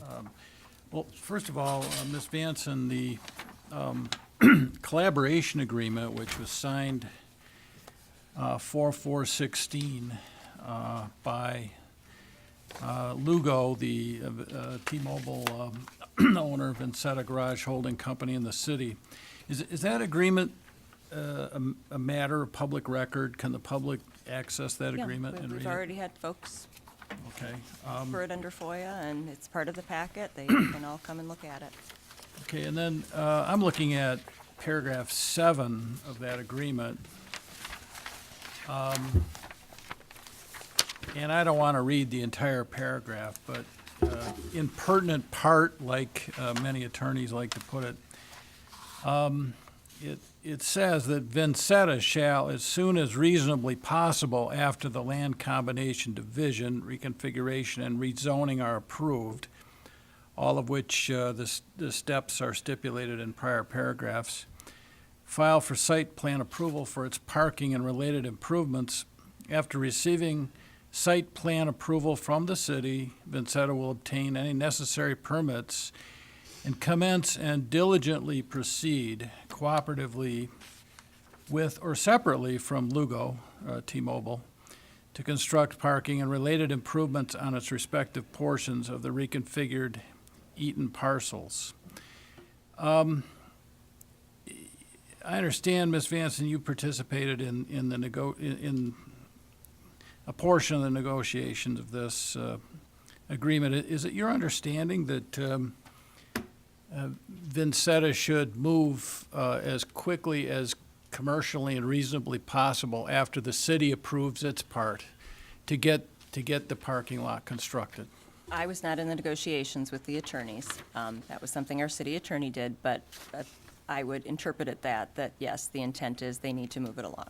Okay, and I think you've already explained that with respect to 1010 Eaton, one reason for that unfortunate situation was that it was a temporary situation, and negotiations were ongoing to try to connect that parcel to a larger parking area, and that's why permanent and satisfactory improvements were never took a while, pursued and then vigorously there. Right. Yeah. Also, it's true, isn't it, that many of the ideas that the residents have put forward tonight have been thoroughly discussed, both within the city and with T-Mobile and Vincetta, is that right? With regard to? With regard to cooperative parking agreement, a joint agreement, with regard to agreements with adjacent private parking to accommodate their parking needs, all of those, many options have been discussed, is that right? And we can, and yeah, they have been, and unfortunately, we can't make everybody use the property the way they want to. The valet parking has, and the valet parking ordinance has not, is not what I would hope that was supposed to happen with that.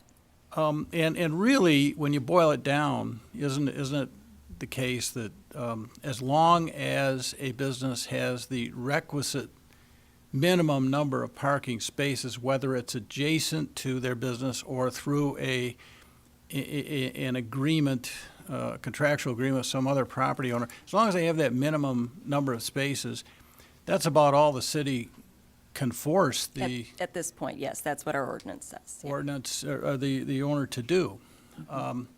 Well, just one final question. I mean, do you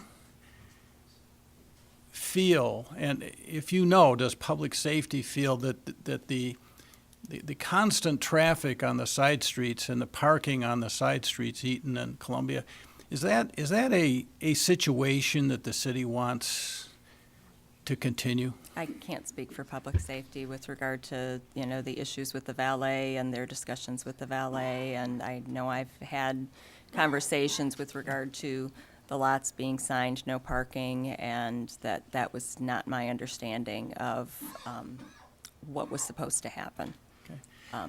All right, well. It's ultimately, public safety has limited resources, and I can't speak for public safety. How about speaking for yourself? Do you feel that this is a good situation for the city to have all that traffic on residential streets? No. Okay. Thank you, Ms. Vance. I have no further questions. You may step down. No, I want to speak for myself now.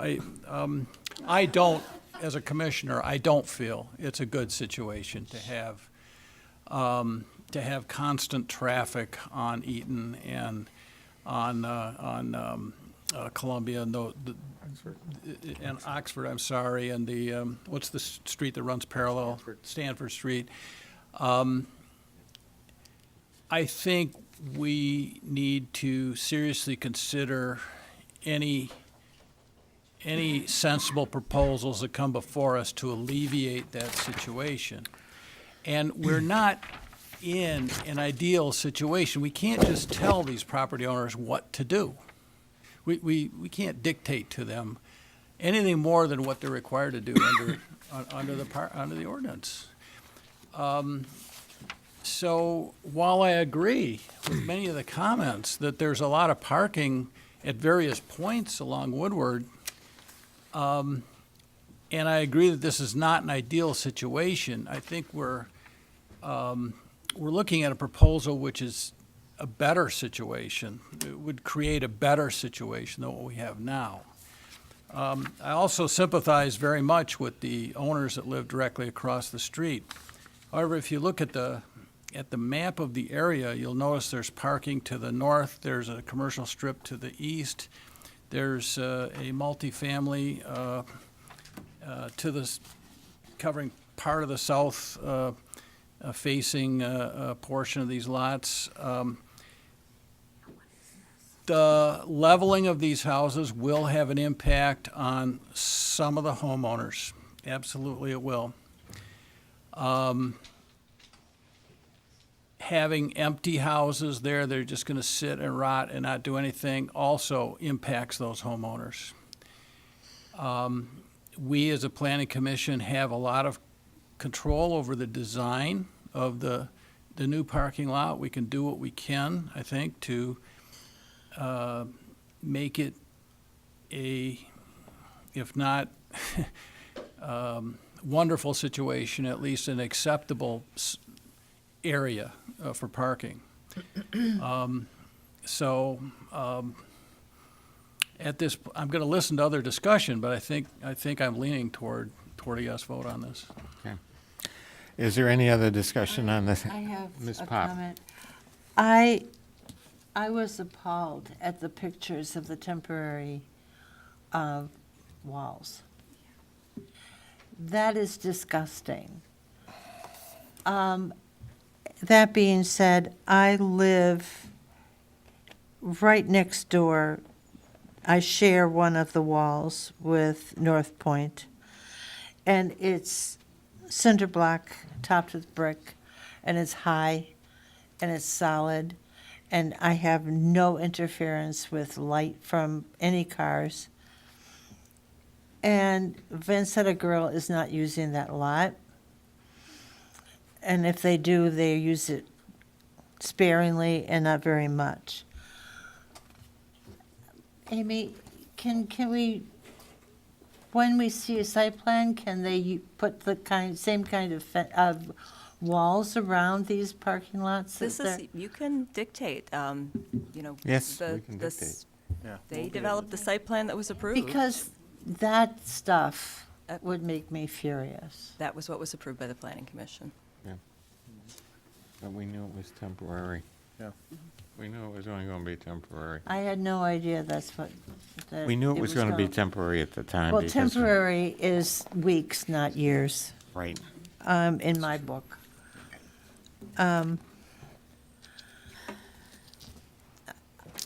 I don't have a problem living next to a parking lot, and I've said this a bunch of times, but it's walled properly. And I have used the ground leading up to it to put in extensive gardens. And that being said, I really have major sympathies for all of you. And the best predictor of future behavior is past behavior. Good old Dr. Phil and all that stuff. There's no easy way with this one. And there's plenty of things that I'd love to say, but there's a camera. So I won't. Okay. Mr. Chairman? Mr. Tangari, I think Ms. Shadle was raised her hand before me. Ms. Shadle? Yeah, just very briefly, I think, in hearing what you all had to say, I just want to read one sentence from paragraph 3 here that says, "The land division combination shall be contingent on and be effective only when rezoning and the site plan are approved." I heard many of you bring up the legitimate point of the site plan, and I would encourage you to go back and listen to even our last 3 meetings. We are very careful in approving permanent barriers. requirements for landscaping and lighting. That's all I have to say. Mr. Tangari. Thank you.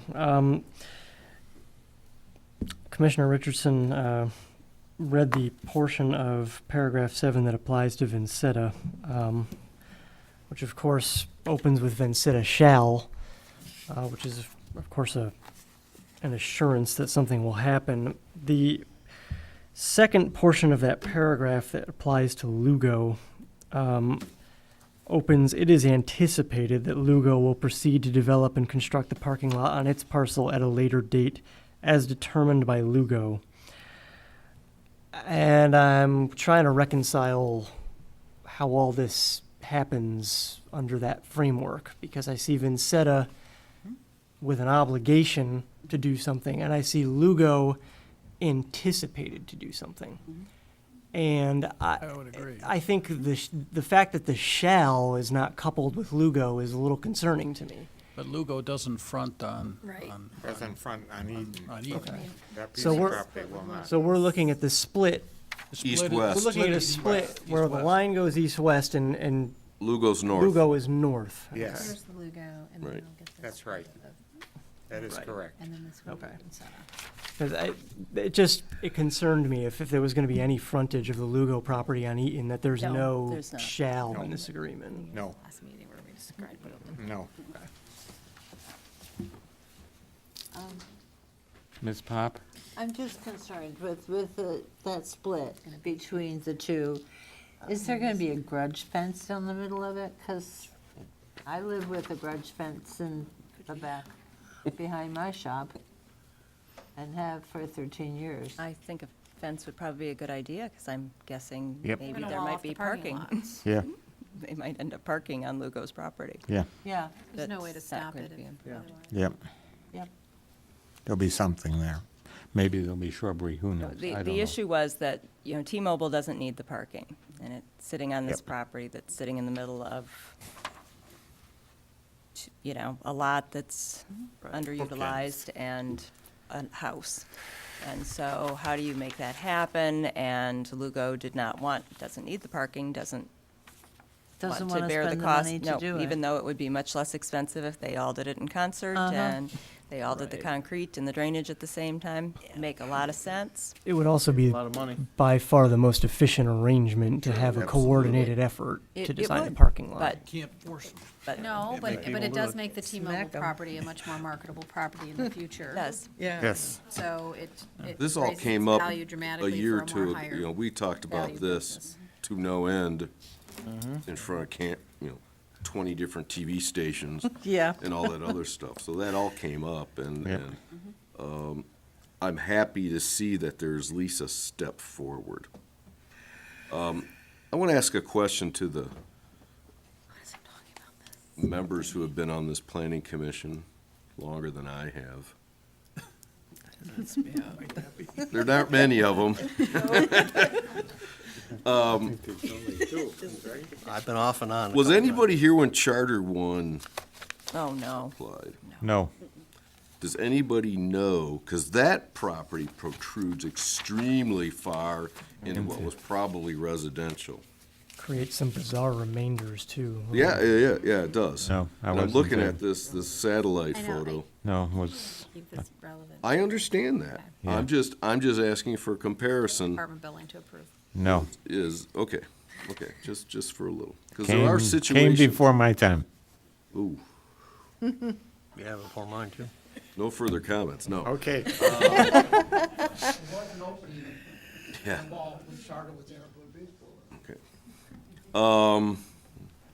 Okay. No, I don't have anything else to add at this point. Okay, I've got one still. Mr. Murad. I've sat through, I think, every one of these discussions over the last 3-4 years, whatever it's been. And, and I hear the residents. I know that they don't want, especially the people who live right across, they don't want to look at a parking lot, but your other alternative is to have what you have now. And that is people parking in front of your houses. This gentleman here says he can't get his boat out of his driveway, so will that completely go away? No. But will this improve it? I think this will. So, you know, it is, and as Commissioner Smith said, this is a step in the right direction, you know. Did I say that? Yes, you did. And I think this is part of why the petition to rezone the Oxford properties did not happen, is because we saw Absolutely. this as a better solution.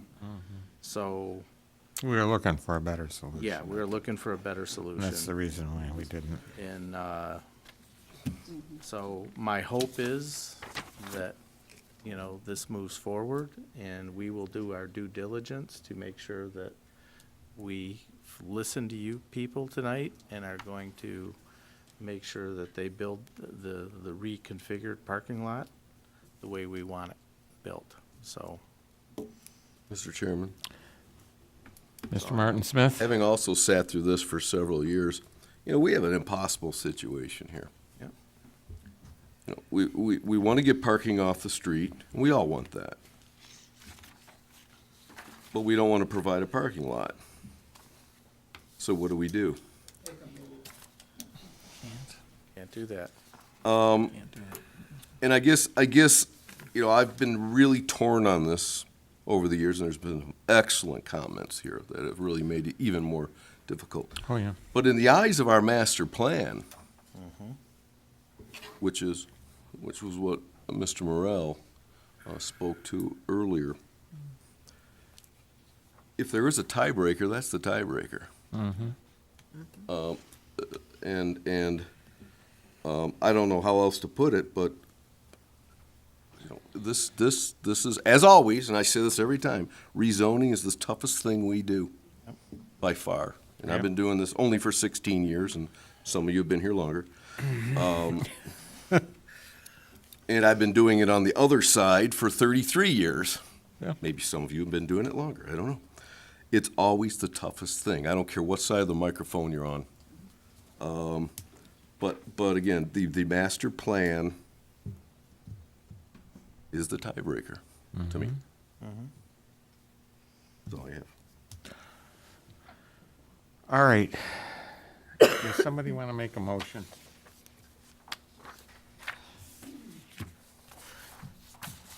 Well, Mr. Chairman, the master plan being the tiebreaker, I think I'll make a motion to recommend city council to approve rezoning of, I lost track of all this. 0116, obviously. 1046. Is there a second to the motion? I second it. Second by Commissioner Buckler. Is there any discussion on the motion? Hearing none, let's have a roll call vote, please. Shadle? Yes. Gary? With regret, yes. Buckler? Yes. Morel? Yes. Murad? Yes. Richardson? Yes. Smith? Yes. Pop? Yes. Burnett? Yes. Okay, the next step is this will go to city council. Will it be on there They'll be on the 16th. on the 16th? Okay, it'll be on the May 16th agenda. And you all are invited to that meeting, and you Mr. can Chairman? discuss it for them. Mr. Chairman? Yes. Can we ask the city council, maybe even more than we had, you know, the timetable thing concerns me, and I know we don't have a lot of control over that, regarding the process. But the one thing that I don't see in here, and I see shall as soon as reasonably possible, where does the demolition of the houses come into play?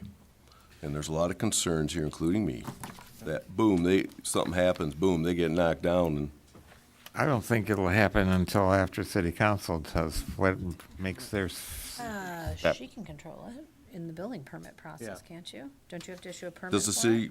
Yeah, you have to get a permit. Yeah, they gotta get a permit. But I think that should be very clear in the hearings with the city council, that, because that is a concern with a lot of residents and a lot of us, You read when the that agreement, happens. There's some timelines in the agreement. Okay. There's timelines in the agreement on how You things won't have be to happen. notified of a house demolition, no. Yeah. There's timelines in the agreement, I know. days of things, and that things cannot have, I think it was, you know, the land division. No, there is a combination timeline contingent in on the there, effective but only when the rezoning I and don't site plan are remember. approved. I mean, there's a, the home demolition in there.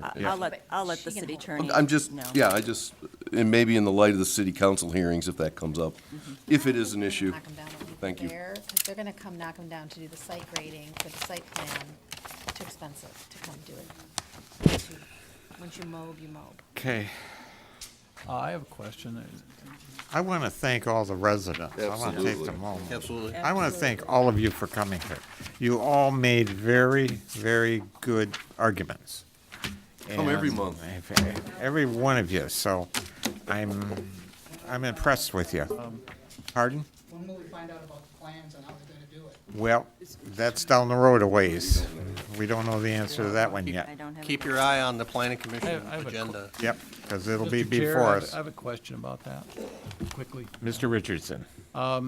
Ms. Vanson, is there anything you're aware of that would preclude, and I'm not saying we're committing to anything with this question, but is there anything that would preclude including things like trees or high shrubbery in connection with a site plan for a parking lot? Is there? Okay, so It's we would open. have an ability to do what we can to harmonize that use with the surroundings. That's completely within your power. Thank you, and I would say, I agree, I think the comments are excellent, and we have, believe me, we have worked through over 2 years the same ground you're covering. It doesn't mean that your comments aren't excellent. What it means is the excellent idea isn't always the idea that goes forward for a variety of reasons. Can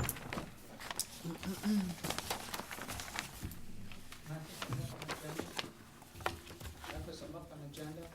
No, you can't do that. What about the curves that I've, named Donald Eaton? What about the curves that I mentioned about getting them replaced so people aren't going up on our lawns? That's an Can that issue. be put, beautification, can that be, That's an issue that needs to be taken up with the city, and I would start with DPW. DPW, yeah. oh, DPW then? So Yeah, I it would wouldn't go start through there. you people first, is Start beautification? there, yep. No, we would not be part of that. Okay. Thank you all. And if you want to watch us approve or review a site plan, you can stick around. They're back here for a second go-around. It's only 9:30. Nobody works tomorrow, what the heck? What do you mean nobody works tomorrow? Oh, yeah, they do. I'm not the one who sat there I'm gonna be exhausted. talking for half an hour. I didn't start till 6 a.m. this morning. I was supposed to go back to, And notice this. I was going to, but I don't think so now. You didn't get a I'll chance see to. if I can get myself up early in the morning. Yes, let's take a 5 minutes, let's take a 5-minute break, please. Is anybody, we're going to take a 5-minute break. I need some water too. I've made a note of it. I wasn't aware that that was a condition. Lordy.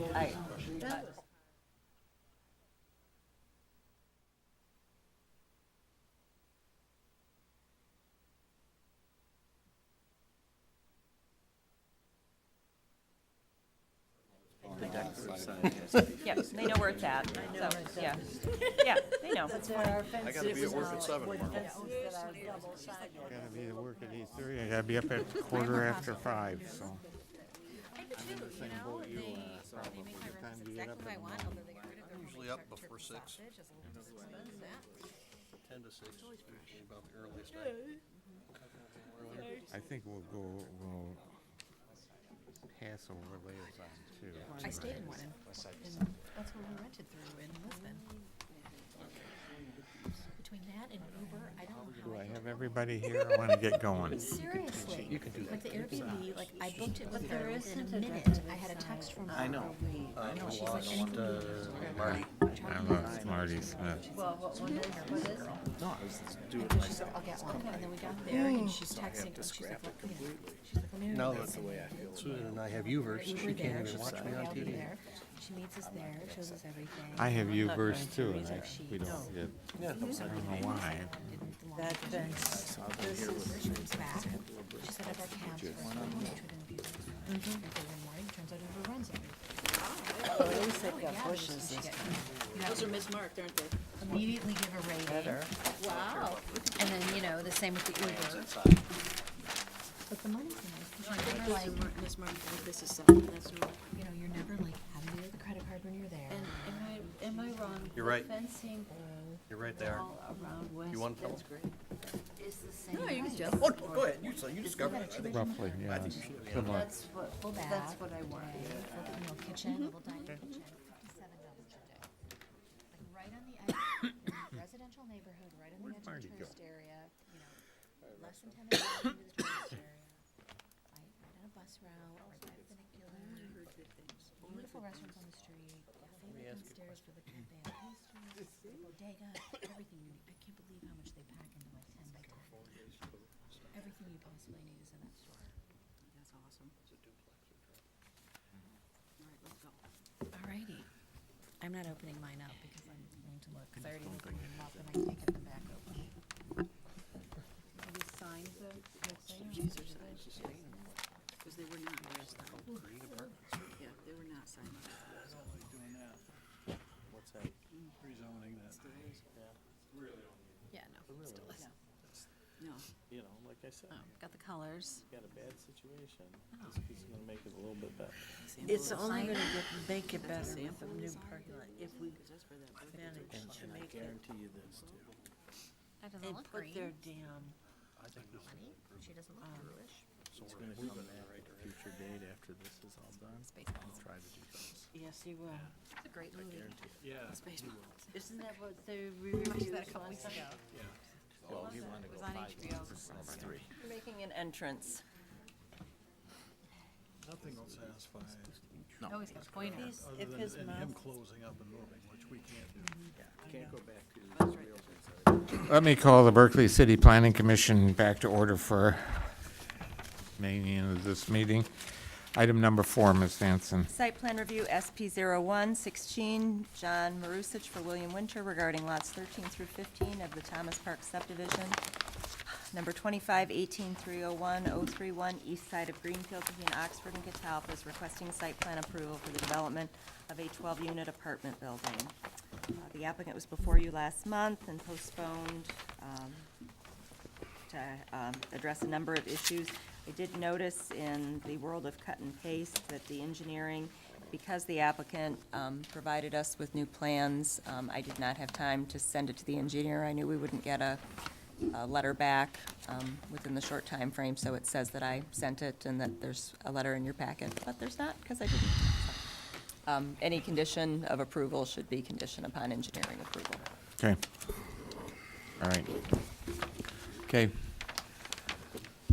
You may- Good evening, John Marosich, Architecture.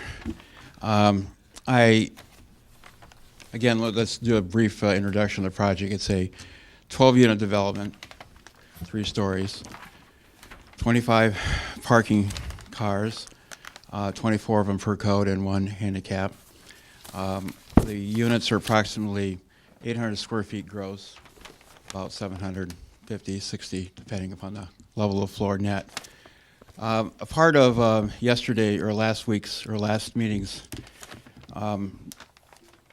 issues were to probably try to show the site in a little more, or the project in a little more context to the existing neighborhood. So what I did here is, I want to open up by showing this particular drawing here that indicates the height of the building, which is allowed in the Berkley district of 36 feet height. And I want to show you the adjacent residential structures. This particular drawing is drawn to scale. The peak of this roof here is approximately 17 feet. Our building is 36 feet. The distance per requirement between the face of this building and the face of our building is 30 feet. So you get a proper context of how the project fits in the site. You have any questions in regards to that? I know it was an issue that was brought up. You want to make sure that was brought together. I was actually quite surprised that the building was not as overwhelming as I thought it was myself in the site. Another requirement was to show some landscaping. Part of the issue here, I think, was the building, because it's such a different character, wanted to show some sort of way it was softened up into the site. So the predominant landscape feature is a Alberta spruce, which is shown here in the corner, or down the lower level here. And you can see how we've located that particular element. Obviously, these are a little mature in height, but it gives you an idea of where, how it would work into it. We did a little more of elaborate site plan here, and you can see these Alberta spruces in the front of the building.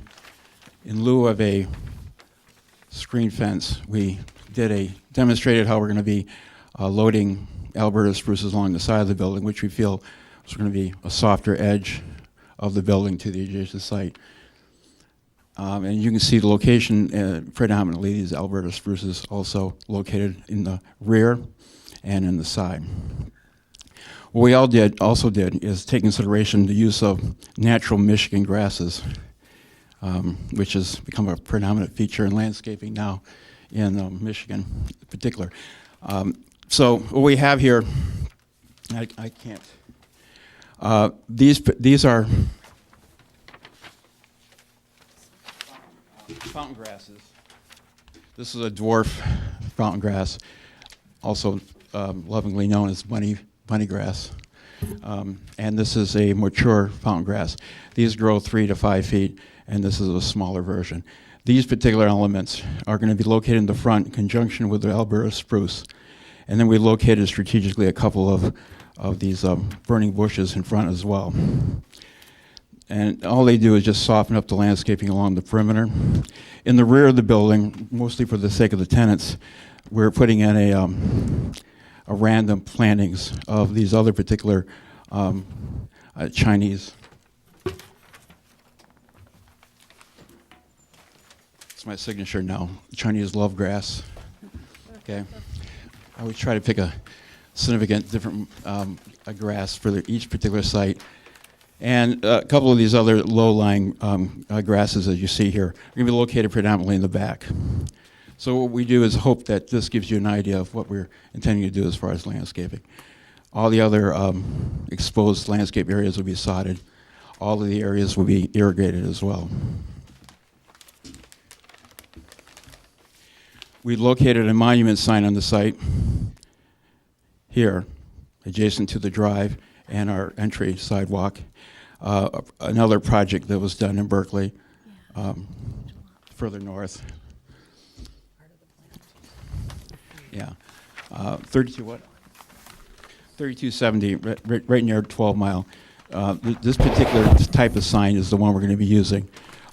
This is a clinic located on Greenfield, and it's a 3x5 sign. It's a monument approximately 1 foot above the ground. This particular sign will be green in color and a brown base, as opposed to the color of this, which matches this building. The materials in the exterior of the building are hardy board, cement board. We have actual samples of the color. But I have a color board I can pass around. Oh, that's going to be inconvenient, I think. But Yeah, well, maybe the architect. well, there's a bunch of us up here who are architects. The two colors are the heathered moss and the Paris oak and the moss. Heather, Paris Ocean? what was the other one? Don't hit the microphone. Yellow. So the moss is the green color, and the cream color is in the areas where the recesses of the balconies are located, just to give it a little break-up softness.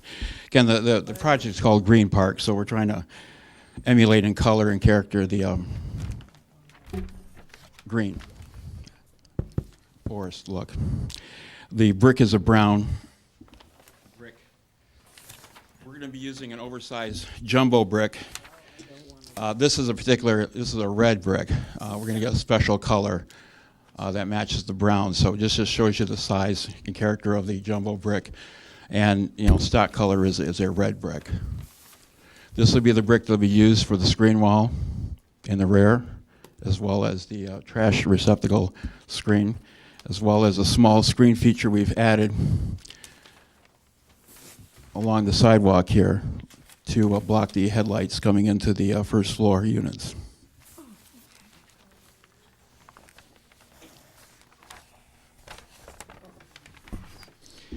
Go through some of the items here. Again, March 24th, a letter from Amy indicating some of the specific issues that needed to be addressed. And number one was the landscape plan. Number two is the clarification of the colors, which I just mentioned. Number three was the signage location on the plan and what it's going to look like. We do have a site photometric. My flipper. There was an issue on this site photometric not having 0 ratings at the perimeter of the site. And now we have that. I believe that's in your packet? Yes. Okay. Okay, consistency of the plans relative to the building size. The building is 36-foot height. And if there's any question on that, please bring it to my attention. The setback, I think was talked about in the beginning here. We have a 30-foot setback from the residence to the north.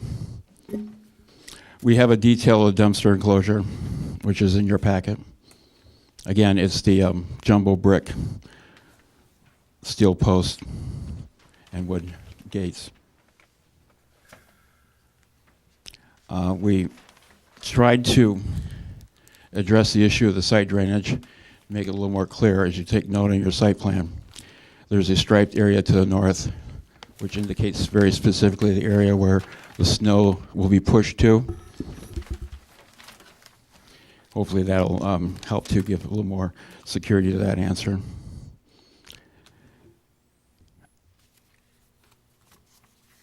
I think I already talked about number 12 again. And I did sign and seal all the plans. I understand that's an issue here. We gotta make sure to take care of that. I guess I open up for questions here on what else might be of issue that we need to address. I have one. I'm curious that there's a parapet for the roof. I'm curious how you're going to. In your drawings that we have in our packet, I don't see how it just ends. I don't know what are you doing? Is there going to be a cap? I knew there was going to be one person. I didn't expect it to be you. I expected it to be this guy right here. You expected him? Yeah, I know. No, okay, you went first. So yeah, I looked at that I drawing. looked at that and I said, that's how fine. in the world is Yep, that? absolutely. It's a metal cap that's going to be painted to match the cement board siding. And that got not on the plan, and I knew that was going to be picked up, and it certainly was. Okay, so I figured. Well, nonetheless. Figured him or him. Yeah, I didn't do that deliberately. That was my It's a biggest- flat. I It's said, a look flat at it. EPDM roof, as I've stated before. Right. And it's going to be sloped to roof scuppers, which is a little more specific in the civil engineering plan. And we are going to have a metal coping around the perimeter. Thank you. I just wondered. That's I bugged did- me a lot ever looked since at that it got and I submitted. said, And whoa.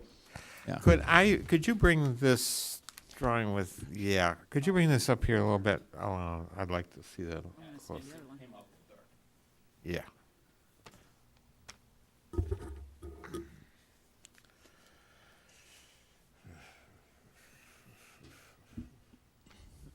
Want to pass it around? Does anybody want to look at this? I can see it.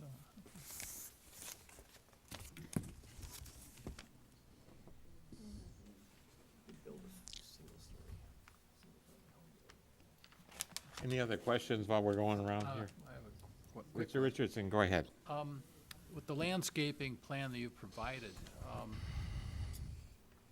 is that going to result any less impervious surface than you had originally contemplated? No. Okay, it's going to be the same. Same amount of ground area, pervious ground area. Okay. We're just putting more Addressing it. substance in there to add more character and scale. Mr. Chairman? Machado. Couple questions. On the landscaping side of things, are you planning on irrigating the beds at all? Yes. All the landscape is going to be irrigated. Yeah. And the second question is, it appeared to me that the north and south elevations were maybe switched in the set of plans that I had.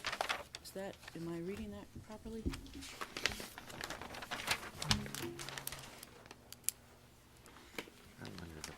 Bottom right is the north elevation.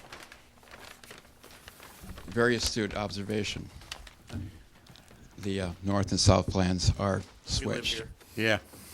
That's what I thought. I looked at that. I was more concerned with the parapet. People will be reprimanded severely for that. Get it right. If it was inside, it'd be the south elevation. That's right, that's right. See, that's an architect. Yeah. The Which railings way on- am I looking at it, or which way is it facing? Okay, yes. The railings on the balconies, are they going to be metal, or what are they going to be? They're going to be one material that wasn't mentioned was a dark bronze metal framing for the windows and anodized framing for the windows, and the railing itself will be a dark bronze anodized railing, and the glass will be the front face of the railing. Okay, so you have a glass railing, Yes. Mr. Chairman? Yeah, Okay. that's what you said. Yeah.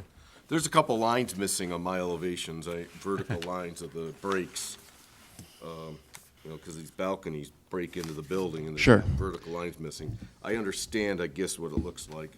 Well, if you take a look at that The drawing. rendering, Yeah, the rendering that's going passed around. around, it gives a little more sense of depth to it. Yeah. But all the balconies on the front face are recessed, and the corners are recessed. So there should be a greater sense of shadow and depth that isn't, on the flat line drawing portrayed as such.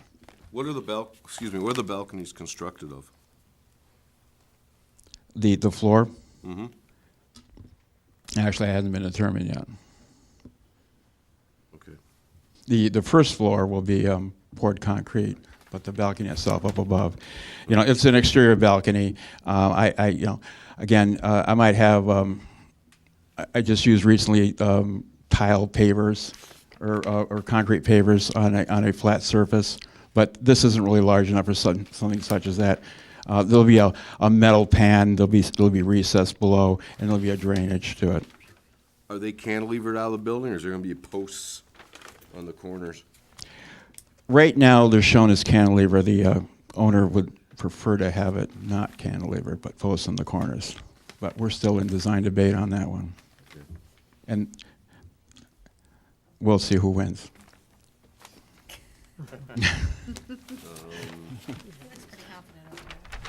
You mentioned, excuse me, you mentioned that regarding the dumpster and the rear wall was gonna be that brick. Mm-hmm. The drawings say concrete with brick pattern. Well, Should we what brick we, or concrete? good point. This just came up recently. We were going to be using a poured concrete wall, as you recall from the last time. We were going to stain it. We decided to go the higher ground route, and the oversized jumbo block or brick is going to be our solution, which actually I think is probably a better solution. Okay, so the screen wall detail says 6-foot high concrete with brick pattern and brick. Right. Cap. Again. So we can strike the concrete with brick pattern, it is gonna be brick. It's going to be the jumbo brick. It'll be a rollout course of brick on the cap.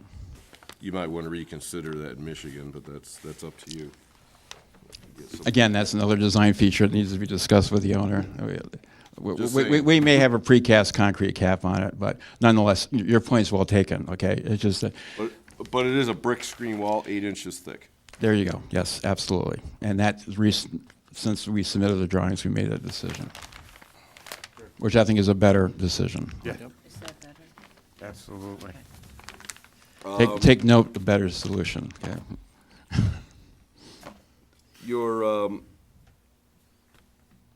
Just a minor note, next to the dumpster, it says 15 spaces along the back, it's really 14, but that's no biggie. So, My civil engineer made a mistake on that last time as well. I think we had But now- if you count them out, they count correctly, I believe. There's 24 plus one barrier. Yes. I had a lot of reservations about the vinyl fence on the north side. I recall. I still do, to echo. The designated area for plowed snow is, I measured that, but I didn't write it down. Was that about 6 feet? I think it's 5 feet, 6 feet? I think it's 6. Again, if you recall, we indicated it, but we didn't delineate it as such, and this now is more specific. Okay. I still have reservations about the vinyl fence, but this helps a lot, and I'll leave it up to the other planning commissioners also to chime in on that if that concerns them. If you take a look at that material board that floated around here. Mhm.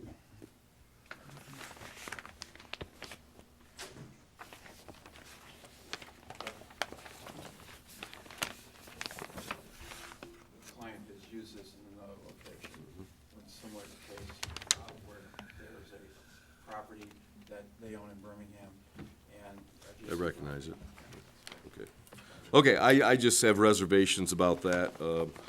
I will have to assume it'll be maintained, but I've seen them get blown out when snow, I'm, no doubt, they can work, but I have seen them get blown out when a plow pushes snow up against it. You can't see the demarcated line when there's a foot of snow on top of it, so. And I don't understand what's going on with this truck radius, but I'll let our city engineer decide if they're satisfied. Well, we that. took note of a condition of concern from the last meeting where how does a dumpster truck pull in, pull out, and the like. So our civil engineer, Mason L. Brown, showed how it may not be as clear. Even I had questions on how it was represented, but in essence, the truck pulls in, it backs into the parking area and then pulls through. So there probably should be a couple other little graphic denotations that demonstrate that more clearly. Okay, well, we'll leave that up to the city engineer, whether, because there were some more items, Amy, as you said, that hasn't necessarily been. Yeah, I just, Yeah, okay. there just wasn't gonna be time. Maybe we'll to make get a that a review. condition, should we approve this tonight? Yeah, well, But that's a if particular. you recall, we did have a pretty significant write-up regards of the civil engineering, but we consider that more of a final review write-up. But we're prepared to address those issues in a final documentation review stage. And you do, looks like you have a 6-inch curb all the way around the property. That's correct. Okay. And again, I don't, with the grading and all the water, that's more of an engineering thing. Photometrics, it does zero out 5 feet beyond the property line on the east and the north, but we asked, it's at points 5 feet in and 5 feet out. There's some areas right under your fixture here, SA, that you got some foot candles, 0.6, 0.5, 0.3, and if you interpolate it, I know these don't get interpolated directly, we could have more than 0 at the property line.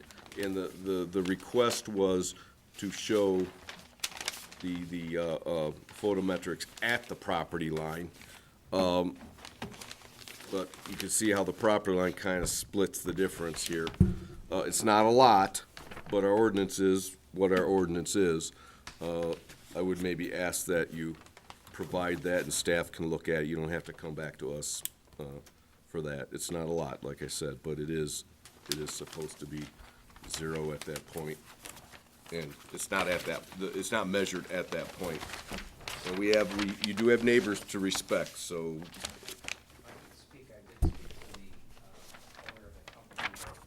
You want to step up to the microphone, please? The south elevation you're referencing, the light Nope. is, I'm sorry, I thought you said south and east. Just. Well, there's just- some at the south too, but that's a parking lot. Yeah, I thought he said south too, so I was. East, I'm sorry. Did I say south? I might have said south. Yeah. I meant east, against specifically lot 95 there. Okay. And a little 94 and maybe one of something. one of the comments was that we moved the pole to the south that the fire chief wanted, and that slightly adjusted that, the one that was on the east wall there. The light pole that's there. Yes, and then also on the south side, that's why I apologize, I thought that's what I was referencing to speak about was the parking lot lighting that's existing from the church parking lot. That's a result of that lighting. So, But right around SA is where the higher foot candles are. yes, sir. And it doesn't say what it is on the property line. And like I said, it's not a lot, but these are residences behind you. And this is a little more intense what they're used to. And it would appease them and us if it did reflect zero at the property line. I think we'll take your recommendation and go back to resource lighting, which obviously is, that could be yeah, and we'll have, from the staff. we'll provide it to Amy. That in itself isn't an issue. Okay, you have the Magic Pack units, so you're not gonna have condensers all over the place, correct? That's correct. Okay. You're gonna have gas, but you are gonna have gas meters all over the place. Where might those be?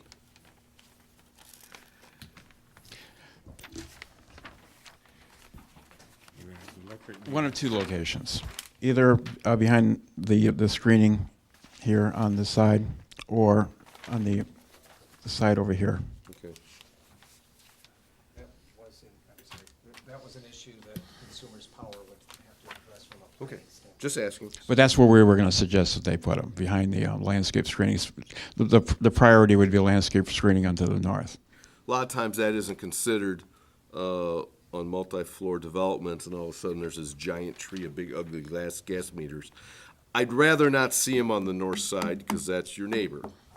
And but If I didn't mean to speak. Step to the microphone, please. They would be located inside that fenced area, so the neighbors wouldn't see them.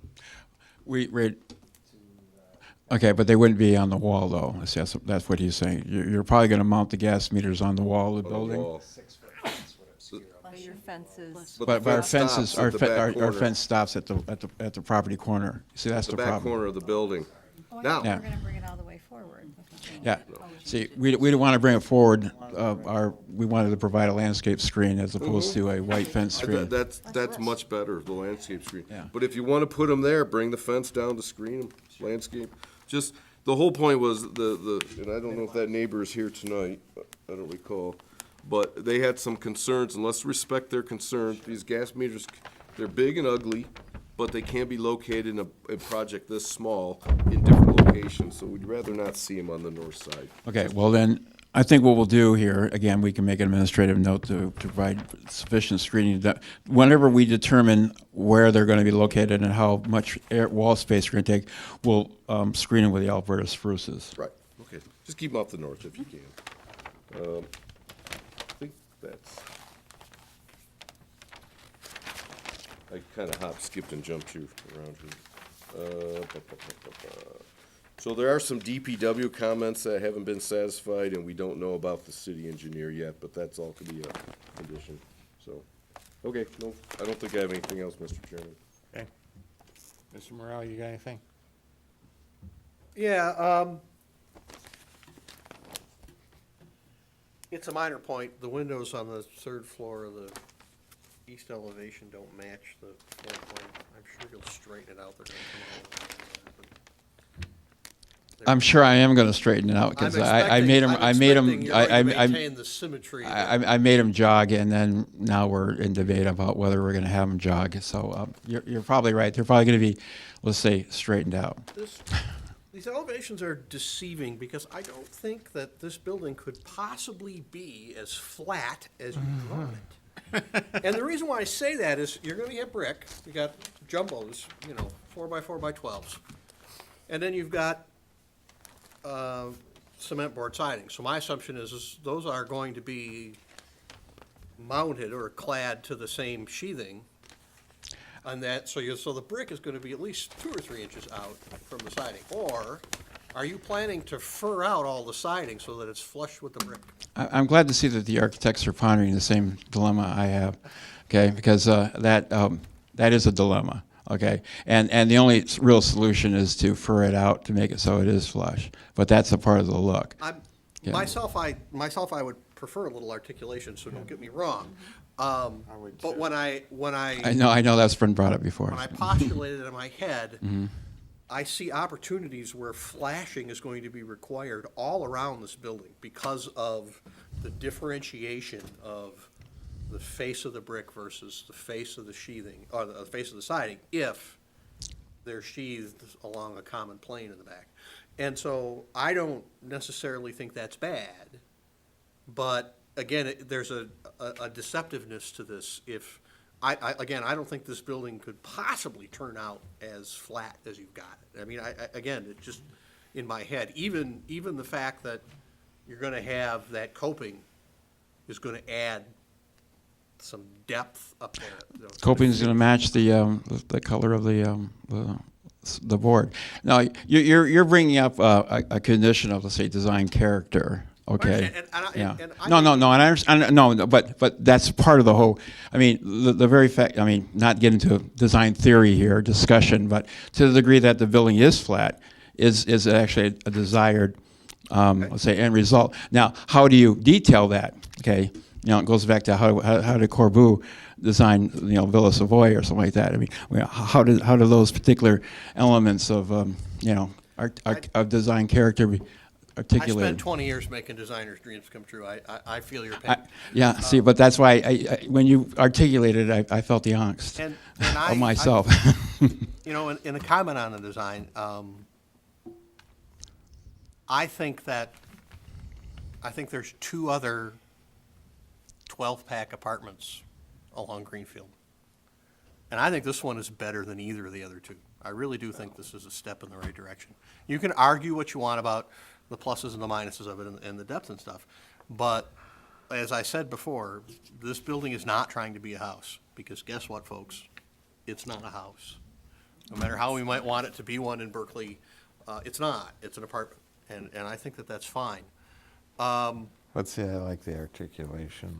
I'd like to see a little bit of it in and out. And that may be what's fooling me. And again, it's the architect problem solver in me thinking, well, how are these materials going to butt together, and how are they, and the vertical joints are actually probably easier than the horizontal joints. Well, I'm surprised you haven't asked me how I'm going to do the corners. You got a bunch of things going on here that there's a lot happening. You're showing brick over the tops of the windows on the first floor, so you're going to have some pretty good sized pieces of steel that are going to have to be mounted to those walls. And again, I don't think it's a bad thing, but I think it's a thing. It's definitely a thing, and you're bringing out all of the things that I'm going to have to deal with. Okay. I would have liked to have seen the lights on here, so I had a better feel. I mean, I looked at your photometric, and I'm like, wow, there's no lights along the Greenfield frontage. Well, the Greenfield, the only lights that are going to be there are going to be recessed in the balconies underneath. So okay? I presume there's going to be some kind of a yeah, recess exactly. fixture in the Yeah. balconies. And so there's so the idea here is going to be an LED, Right. very soft glow, and I think that, again, at night, the real character of the building is going to really come out, okay? And once you see the recessed balconies in the sunlight with the subtle change in the color between the moss and the cream, that's going to add a lot more character as well. Right. How tall is, you got a light pole in the middle in the back? 15 feet. 15 feet. 15 feet, okay, thank you. I probably missed that. There's no light pole that's going to be larger than the building. Not in this town, anyway. I'm just looking at the, okay. That's probably going to be the one, from a photometric standpoint, that's probably the only troublesome fixture there is. Right. If you could put 2 or 3 fixtures along that light at the height of the wall, that problem would go away. So you're saying maybe a possibility of mounted lights on the wall? But rather than have one light at 15 foot, if you had 3 lights at 6. Oh, that's a good one. Yeah. Now you're not getting any spillover into the neighbors. Yeah. Right. And That's actually a very good stabilize solution. A little better. I mean, there's a little more conduit and there's a little more fixture to it, but it's not. No, but actually that'd be in character with some of the things I was trying to achieve with the recessed lighting. It's more of a soft glow of light, not an overwhelming parking lot, okay, so to speak. Yeah. Good point. Dude, I hope you don't charge me for that. Okay, but I'd love to. I'd love to. Yeah, I know you would. I'd love $190 an hour, but only for water. I'll give you one later on if you want. That's right. That's really all I've got, Mr. Chairman. Okay. I like the idea of articulating the brick, because I just don't like that flat greenfield thing.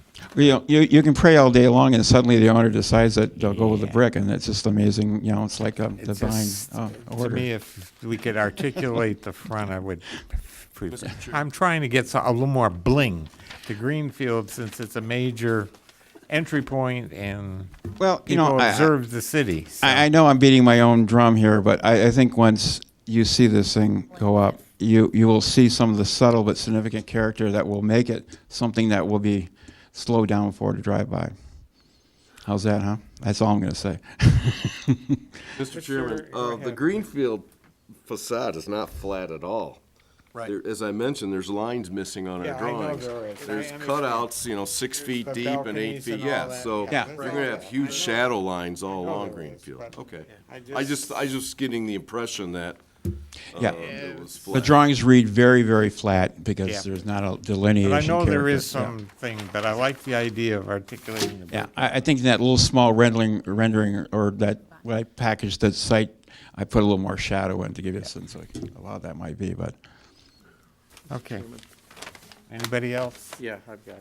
Anybody wants to say It reads a little bit better, but not. On the parking lot side, your 6-foot screen walls to cut down on the headlights. 36-inch screen walls. 36 inch, or yeah, that's what I meant, 36 inch, 3 foot. Mm-hmm. A little concerned about those from a safety standpoint. Because that's where you're come into your building. People can, somebody could hide behind that wall and, Hide behind a bush. yeah, it can hide behind a bush too, but, You mean on the residential side? yeah. See, what he's referring to is these screen walls here, I'm okay? concerned about those. You're, It's you're, just concerned. you're talking on the building side or on the other side of the Building. parking lot? Here, right here. The building parking lot side. It's right Right by there. the. Oh, There's 3 little you can screen hide walls. behind a tree or in the Yeah, dumpster. yeah, you can hide behind a tree, but you could also. At the end of a cul-de-sac, okay? You're Right. driving down, and so you have the lights in your. Right, Yeah, I understand. I understand that. They're gonna have to be crouched pretty low at 3 feet. Doesn't matter, they can. That's crouched low. They could snipe you with a rifle from the next yard too. Yeah. I mean, Yeah. They can It's sit in kinda- the car and jump Yeah, out. I'm not, that doesn't Something I'm bother- not crazy about. doesn't bother me. Could run through a number of scenarios. And then I'm happy to hear that, you're changing the screen wall to a brick wall from the poured concrete. And I'm still concerned about that, vinyl fence on the north side. Mr. Winter here assures us that that is going to be a solution that he's going to stand by.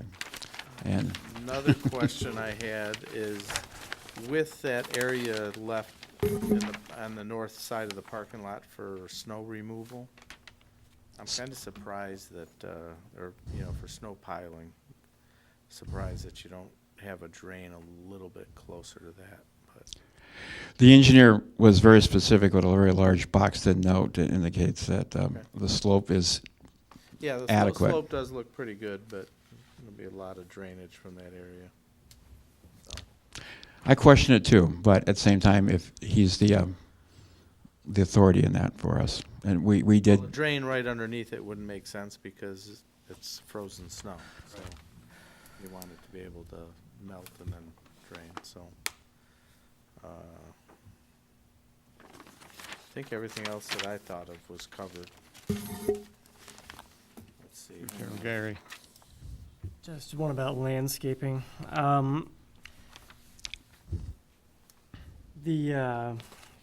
I see you really got one type of tree here, and I always get a little concerned when I see one type of tree.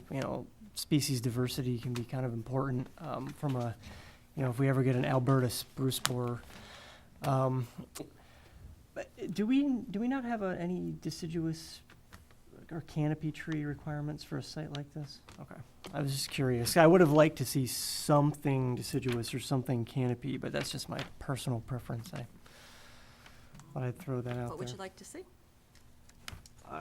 Well, as I said, I don't particularly have a species preference necessarily, but I would like to see, particularly up on this front corner here, it just seems like there's an opportunity for some sort of. You're talking here? Tree. No, More, Northwest. yeah, north, yep. What if the idea is privacy, a deciduous deciduous tree's gonna drop leaves. Yeah.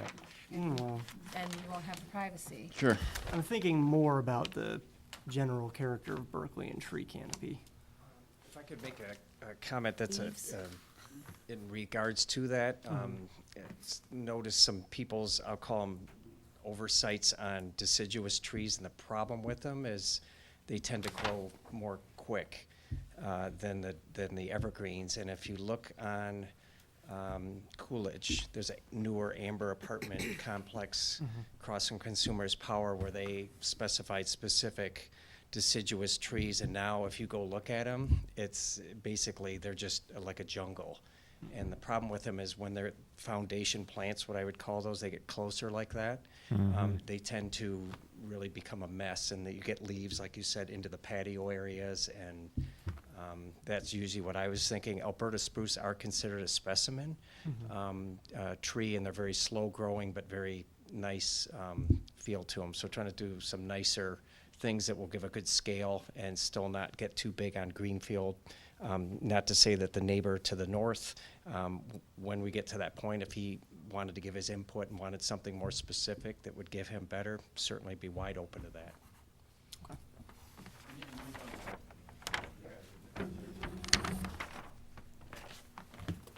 Other questions?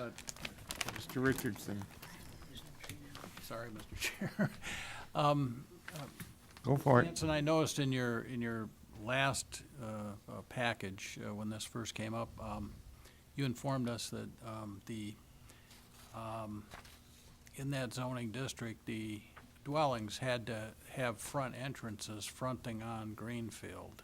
I think you made a note I of think the that. intent with that is if it's going all the way to Elwood, like there are some parts of the Greenfield district where the city rezoned all the way to Elwood and actually on the other side. And the intent with that was that if somebody was going to develop from Elwood to Greenfield, Yeah. that it would front on Greenfield rather than having a larger development use Elwood. Well, the reason I asked that question, we don't need to make some kind of finding or a variance or No. to approve this, is that No, correct? no. Okay, well, along the line that the chair was talking, you're making some claims for the way this is going to look from Greenfield. I think I know why you're having the entrances to the rear. I don't have a problem with that. But I do want the front of the building to be an inviting front. I don't want it to look like somebody's rear wall. And I think you pointed out there is articulation on that side as well. Is there anything else you think you could do to that side to make it more harmonious, I guess, with an entrance to Berkeley? Patios aren't enough, the balconies? See, the building does go in and out. You don't see that. Yeah, it's on just the really hard. Yeah, presentation. I see that. And there's Another balconies recessed in there. balconies. Well, I'm just asking if you can, I mean, I'm Well, just asking. let me ask you this. I'm hearing this, and I even when Dan brought this project to me, we actually presented a project here about, 8 years ago? Where we had work-live lofts. We had parking in front. I don't know if some of you were here for that. No, I wasn't. It sounds like you guys were, actually. I'm sure he was. Okay, and we had that traditional look in the front. We had there was a work-live in the front there, and had all the bells and whistles that we commonly understand and feel comfortable with. Okay, and well, I recall that condition of the ordinance was a part of that, and we had no problem meeting that because that's how it worked. Okay, in this particular case, I brought that to their attention again. I said, well, we got to try to see how we can work this, and to put a door on the front of the building that actually would be never used, for the sake of that look you're talking about, it's kind of hard to grasp. You see, I mean, take for instance that house that's next door. Right here, they have a door facing the front. They got to walk from their car and instead of going directly into the building, they have to do the traditional walk-up. Well, you know, there's a period of time when doors were facing the sidewalk because you got off the streetcar and you walked down the sidewalk and you walked into your house. So it was a natural place to put the door. Now, doors are now traditionally put in the front, not actually a lot these days, only because that's the traditional look that people, the look. I grew up in a house where we never used the front door, you know, but it was the front door. I mean, the salesperson would come up and knock on the door in the front of the house. But what I'm getting at here is that there's no real functional reason to have a door there, okay? And to create one for the sake of a, we just didn't do it. Well, I don't want to debate this. I will say we have a complete streets policy in this community, and one of the things we try to encourage is pedestrian traffic. We try to encourage bicycle traffic. We try to encourage a life on the street. Now, I understand this is Greenfield. This isn't Tyler or Gardner or any street like that. Right. But good points. We want to try to encourage people to do things in addition to just driving their car up and going into the place. Okay. Again, and I understand what's it called? It's a that they do it in Ferndale. It's called Main Street.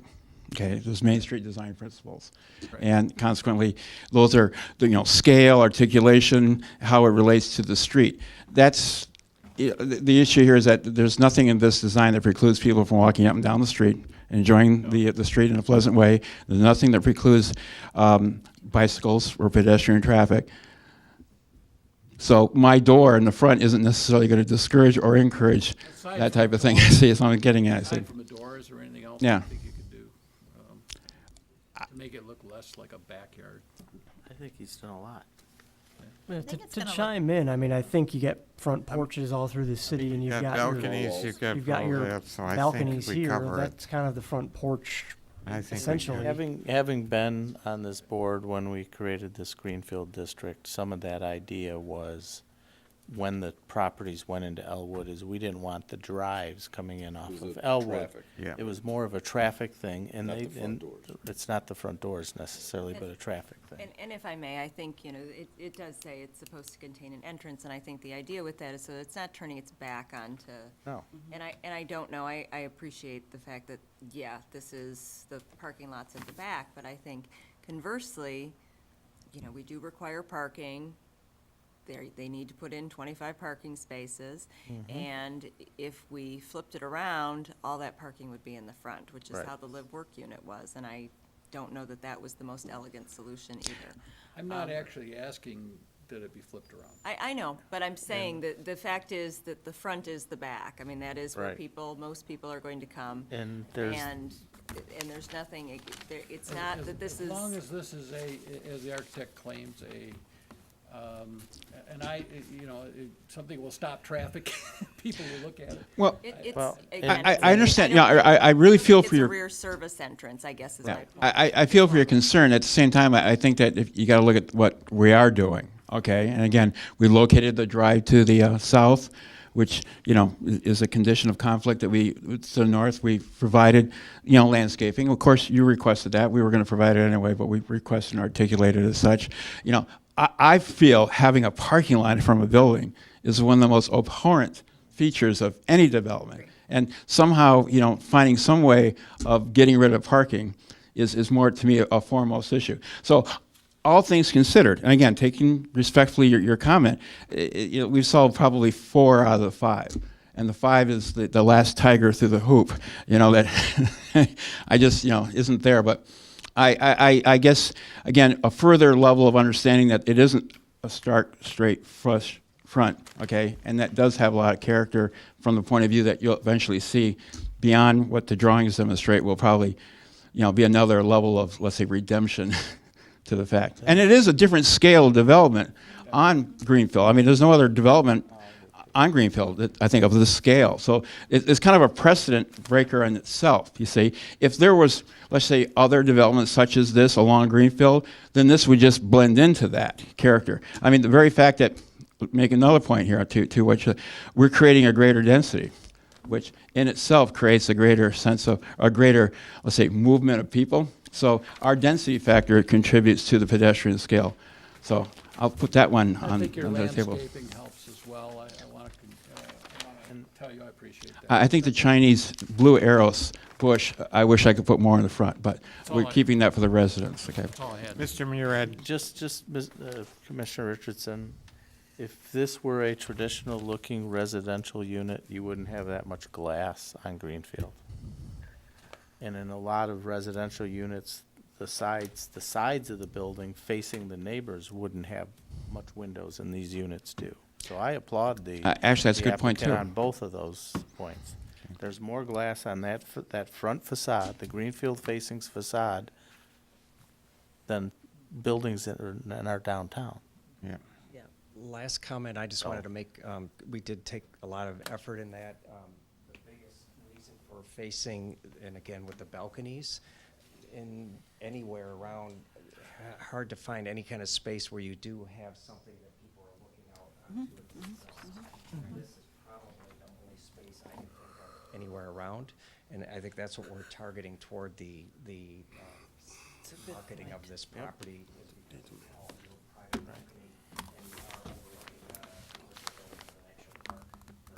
Yeah, And then and we there's tried- not many places in this area that you can look at a park.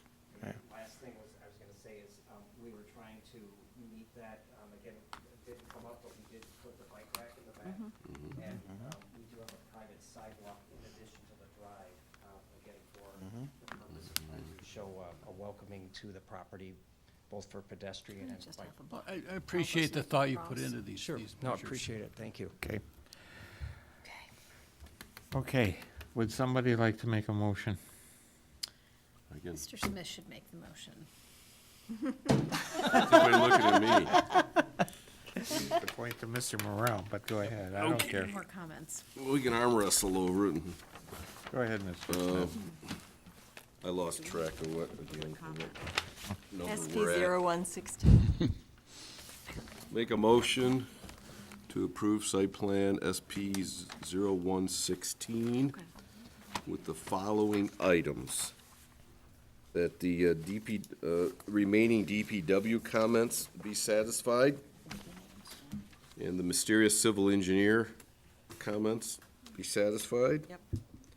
We talked about several other issues. The east wall and dumpster will be Brick. brick units. The photometrics and/or redesign of the parking lighting will be addressed to staff. And I'd just like to throw in that the balcony rails are anodized, dark anodized with glass Fronts. baluster or front. And I think Mr. Richardson would like to see a mansard on the top of this. Okay, don't do that one. That's not part of the motion, is it? No, that's not part of the I motion. didn't write it down. Gosh, I may have to make an amendment to your motion. Is there a second? I think that's it. Mr. Chairman, I'll second the motion with a request for an amendment to include the location of the gas meters. Thank you. In irrigation. I thought it said somewhere it Does will it be say irrigation? I apologize. Okay, I as thought long as it did. it's I could be noted, wrong. that's I fine. thought there was irrigation already. Okay, There is. that's fine. All remaining, okay, well, no, Well, wait a minute. Meters on. Okay, I apologize. Well,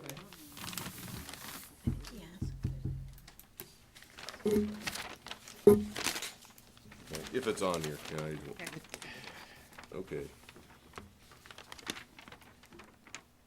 I agree to the amendment, Okay, by the way. you seconded it, right? I second it, that's all I got. All right, is there any discussion on the motion? Hearing none, let's take a roll call vote, please. Pop, Yes. Murad, Yes. Shadle, Yes. Tangari, Yes. Richardson, Yes. Smith, Yep. Buckler, Yes. Morel? Yes. Barnett? Yes. Okay, there you go. Well, thank you very much. All right. Didn't hurt too bad, did it? Giving the hour of the night, Yeah. I would like to, I second that motion. you haven't heard what my motion is? You haven't, I can't Chairman, I make a move we motion. postpone item 5. Yes, is there a second to that motion? I second. Second, could we have a roll call vote on that? Shadle? Yes. Morel? Yes. Buckler? Yes. Smith? Yes. King-Gary? Yes. Richardson? Yes. Pop? Yes. Gurad? Yes. Barnett? Yes. I was. Is there any citizens who'd care to comment on anything tonight? Not seeing anybody rushing to the microphone, we'll move along. Do we want to, can we, I'd like to forego the liaison reports and just move on to the end if we could. Is that agreeable? Sure. Sure. Yes. All right, let's just run around the room real quick. Mr. Tengari, do you have anything? No, nothing to add at this hour. Ms. Buckler? Absolutely not. Machado? Just appreciate the residents showing up again and voicing their, concerns and opinions and thoughts, and they are certainly taken into consideration. Thank you. Mr. Morel? Should valet parking be a special use? That's all I got. I don't need an answer. It's just out there. I'm not gonna add anything more. You're right. Nothing. Mr. Richardson? I appreciate the citizens that came here tonight. That's all I have. Absolutely. Mr. Martin? I apologize, I have a couple short items. Oh, Number one, it happened, and this, nothing, Amy, personal, but we keep missing these seals, and I know it's in the ordinance, but maybe if it was on the application, it said, 14 copies of complete set of, with some effect of, complete with the seal of the Okay. architect's engineer. I mean, if it was right on the application, it wouldn't get missed. It might not, with It might still get missed. with the particular Hartfield still- one, we went round and round on making sure I knew where the property line was, because I kept That's getting fine, told, yeah. oh, well, it's gonna be about this far from the property line, and I said, I need that on the plan, because otherwise it's gonna hold you up. Well, when you looked at it, there's a line in the concrete, and as I looked down the street, it looked like everything else was, so that's why I didn't bring that up, because I Well, would he normally. had it noted, he did finally, he had it, Okay, he he noted did, it, it was he better did. than this, which Yeah. is what I got at the counter, and I Right. thought, so that was Okay. my major tripping point, when we finally got that done, I moved on, so But it may be simple as putting it on the form, because, I can change the Yeah. form, and we'll see, and again, it was a busy month. oh, that's true. One other thing, we had that meeting last week, and we talked a little bit about the post office with, if the Robina was vacated and turned into this activity area, and then that brings traffic east and west at the alley, and those post office boxes were in the way. Well, I didn't want to bring it up, but we work for the post office also. And I talked to our guy who does the post office stuff. He said there must be an agreement somewhere, the post office, because they have a agreement to use that parking lot apparently at the CVS. So then- Rite Aid. Or Rite Aid, thank you. I get them Isn't that a mixed city up. lot? It's a city alley, no, it's not a city lot, it's a But there city must be alley. something somewhere, because the post office usually snubs its nose at local ordinances, but there must be something somewhere that there's an agreement. So, Agreement with whom?